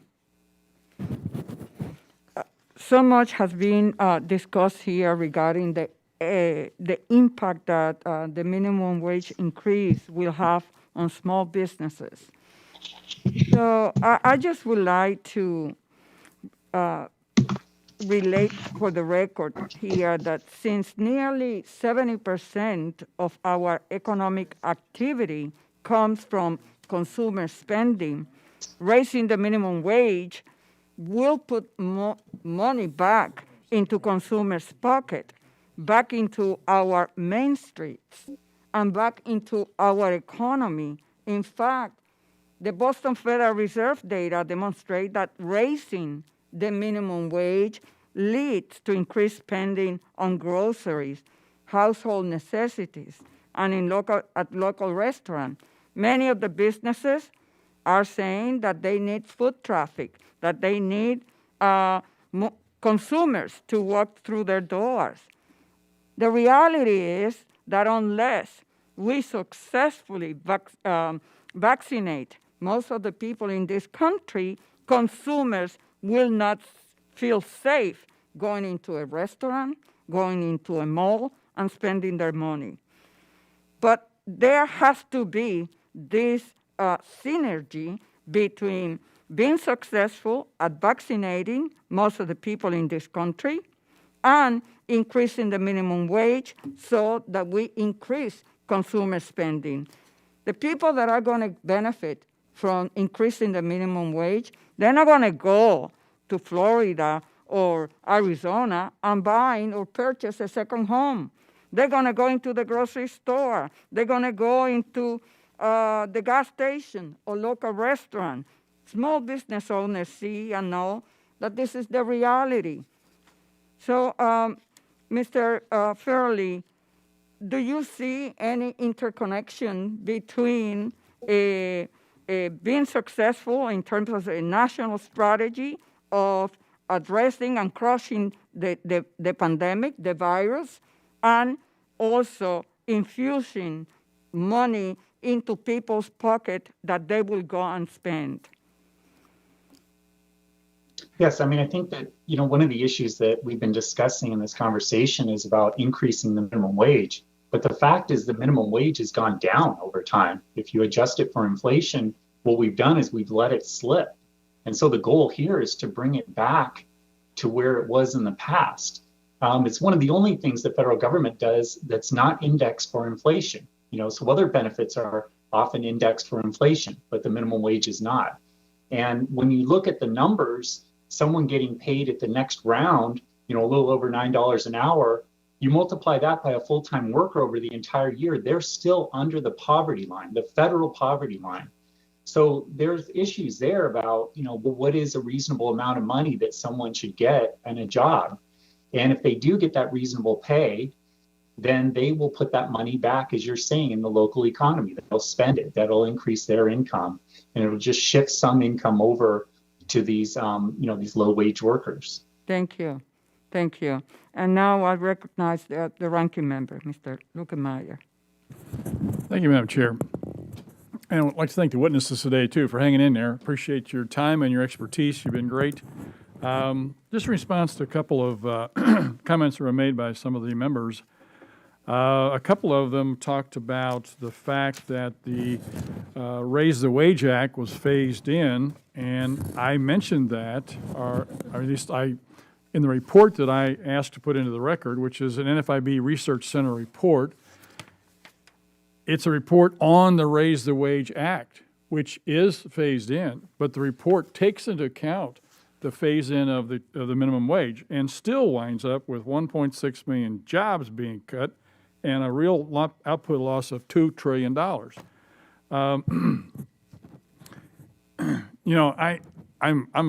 I understand the need for the minimum wage, and I think, to me, it's a testimony on the lack of an economy. When you see the economy going down or stagnating, that's the time whenever there is a need that's where the argument can be made anyway, for the need for a minimum wage. When the economy is growing, you don't need a minimum wage. We had 1.2 million more jobs right before the pandemic hit. They had people to fill them, and we didn't need a minimum wage. Why? Because there was a competition for the workers. The wages were going up. Statistically, it shows that across the board, every demographic was improving wage-wise, as well as with unemployment numbers going down. So we can have an argument on minimum wage for a long time. I'm more than happy to get into that. Dr. Farley mentioned, in response to my question a while ago with regards to the lockdowns, the populations live differently between New York and Florida, and I didn't have time to really go into a response to that. But my response to it is, yes, they live perhaps in a little differently the way they're spread across their state. But New York had twice as many people die from COVID as Florida did, and yet their own survey, New York's own survey, shows that the cause of the cases of COVID were not from businesses. 1.4% from restaurants, less than 1% from personal health care folks. That's my point, is that the lockdowns were minimally effective at best with regards to keeping COVID cases down, and yet the suffering by the small business community is devastating, as given by my state, Missouri, which did not lock down anytime after mid-May. Some communities did, some of them didn't, but in the process, we've got a 5% increase in revenues and a 4.4% unemployment rate. So that's my point in making this, is that it goes back to leadership in the states and the devastating effect that it has on small businesses and the jobs that are there for those small businesses. With regards to my question to Mr. Schultz with regards to his banking relationships, I appreciate his comment. Obviously, he's got a good relationship with his banker, but perhaps part of it could be because in the first COVID bill and the second bill as well, we had provisions in there to suspend the TDR, Terrible Debt Restructuring Rule, which helped banks and credit unions be able to accommodate more lenient terms for their customers with regards to how they can approach this, with regards to regulators not going in and forcing the banks to foreclose on people. So I think, Ms. Kerrigan, I've gone on here a little bit, but I wanted to clarify for those things because I think it's really important to understand the precise problems that we're talking about here and the solutions that were in the CARES Act, for instance, with regards to the Trouble Debt Restructuring Rule and CECL, for instance. So can you explain to me what you've seen or what you think is happening here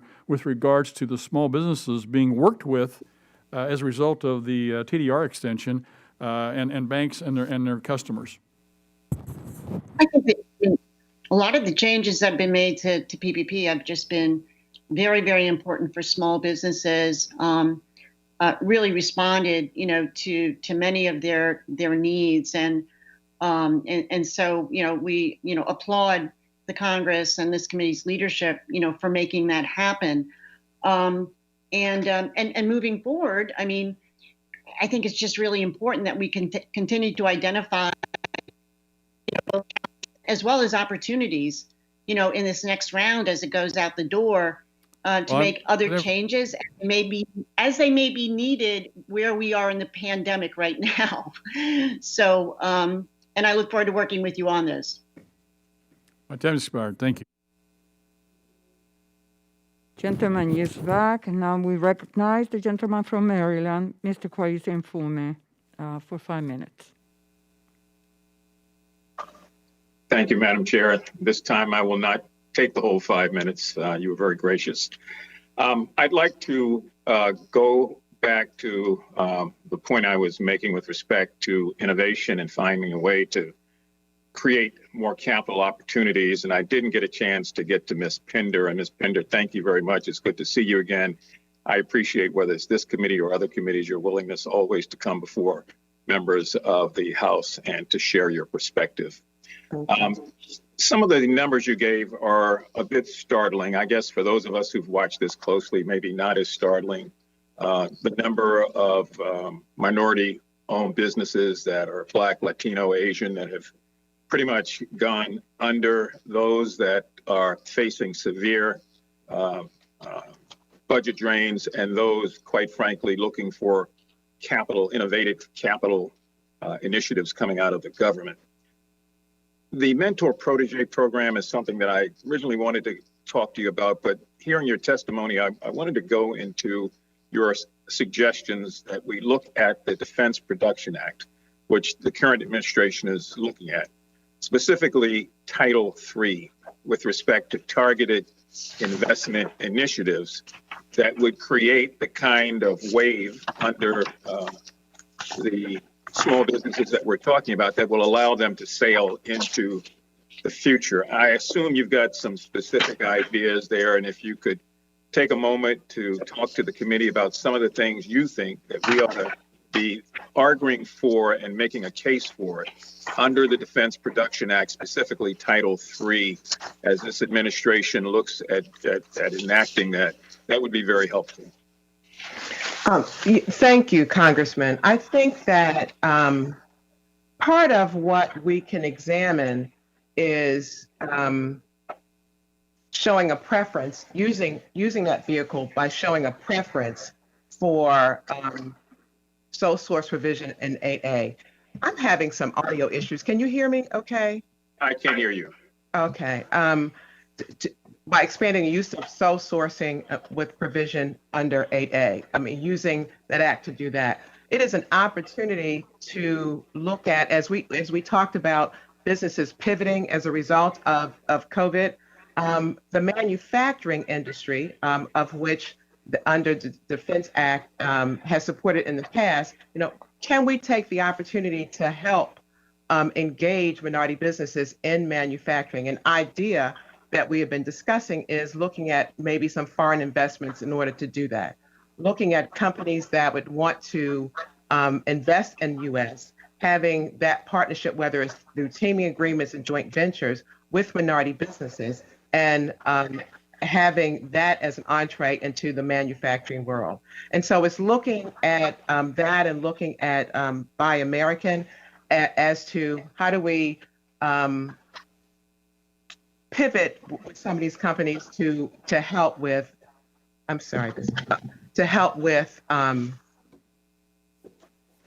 supporting our minority businesses. The other thing that I think we need to take into consideration, Congressman, is the partnering for the private sector. My organization, the Capital Region Minority Supply Development Council, which is part of the national network, is, I think that partnership with private sector organizations can help in writing what some of our businesses are doing with supportive capital. I do apologize. I'm having all kinds of issues here. So that's basically what I was talking about. Okay, thank you. Before you conclude, and the chair will interrupt in just a second because time is running out, you'd mentioned Title IV also of the Defense Production Act, which concerns me because I think it's something a lot of people are not looking at. And what you talked about specifically was reworking the 8A program. If you could get back to the committee in writing what some of your thoughts, suggestions, or ideas are in terms of rewriting or reworking that 8A program, that would be very, very helpful, and I would appreciate it. No, I appreciate the opportunity. Gentleman's time. Thank you, Madam Chair. I yield back. Thank you. Oh, he left? Okay, so, all right. Well, thank you again to our witnesses for their testimony. We appreciate all you have shared with us. As Congress continues to debate additional COVID relief for small businesses, it is clear the time to act is now. Big and bold relief is needed, and it should be targeted to small firms and industry that need it the most. As we continue to vaccinate more and more Americans, we move closer to the end of this crisis, but we are not there yet. Until that happens, small businesses will struggle to return to pre-pandemic performance, and they will need our support.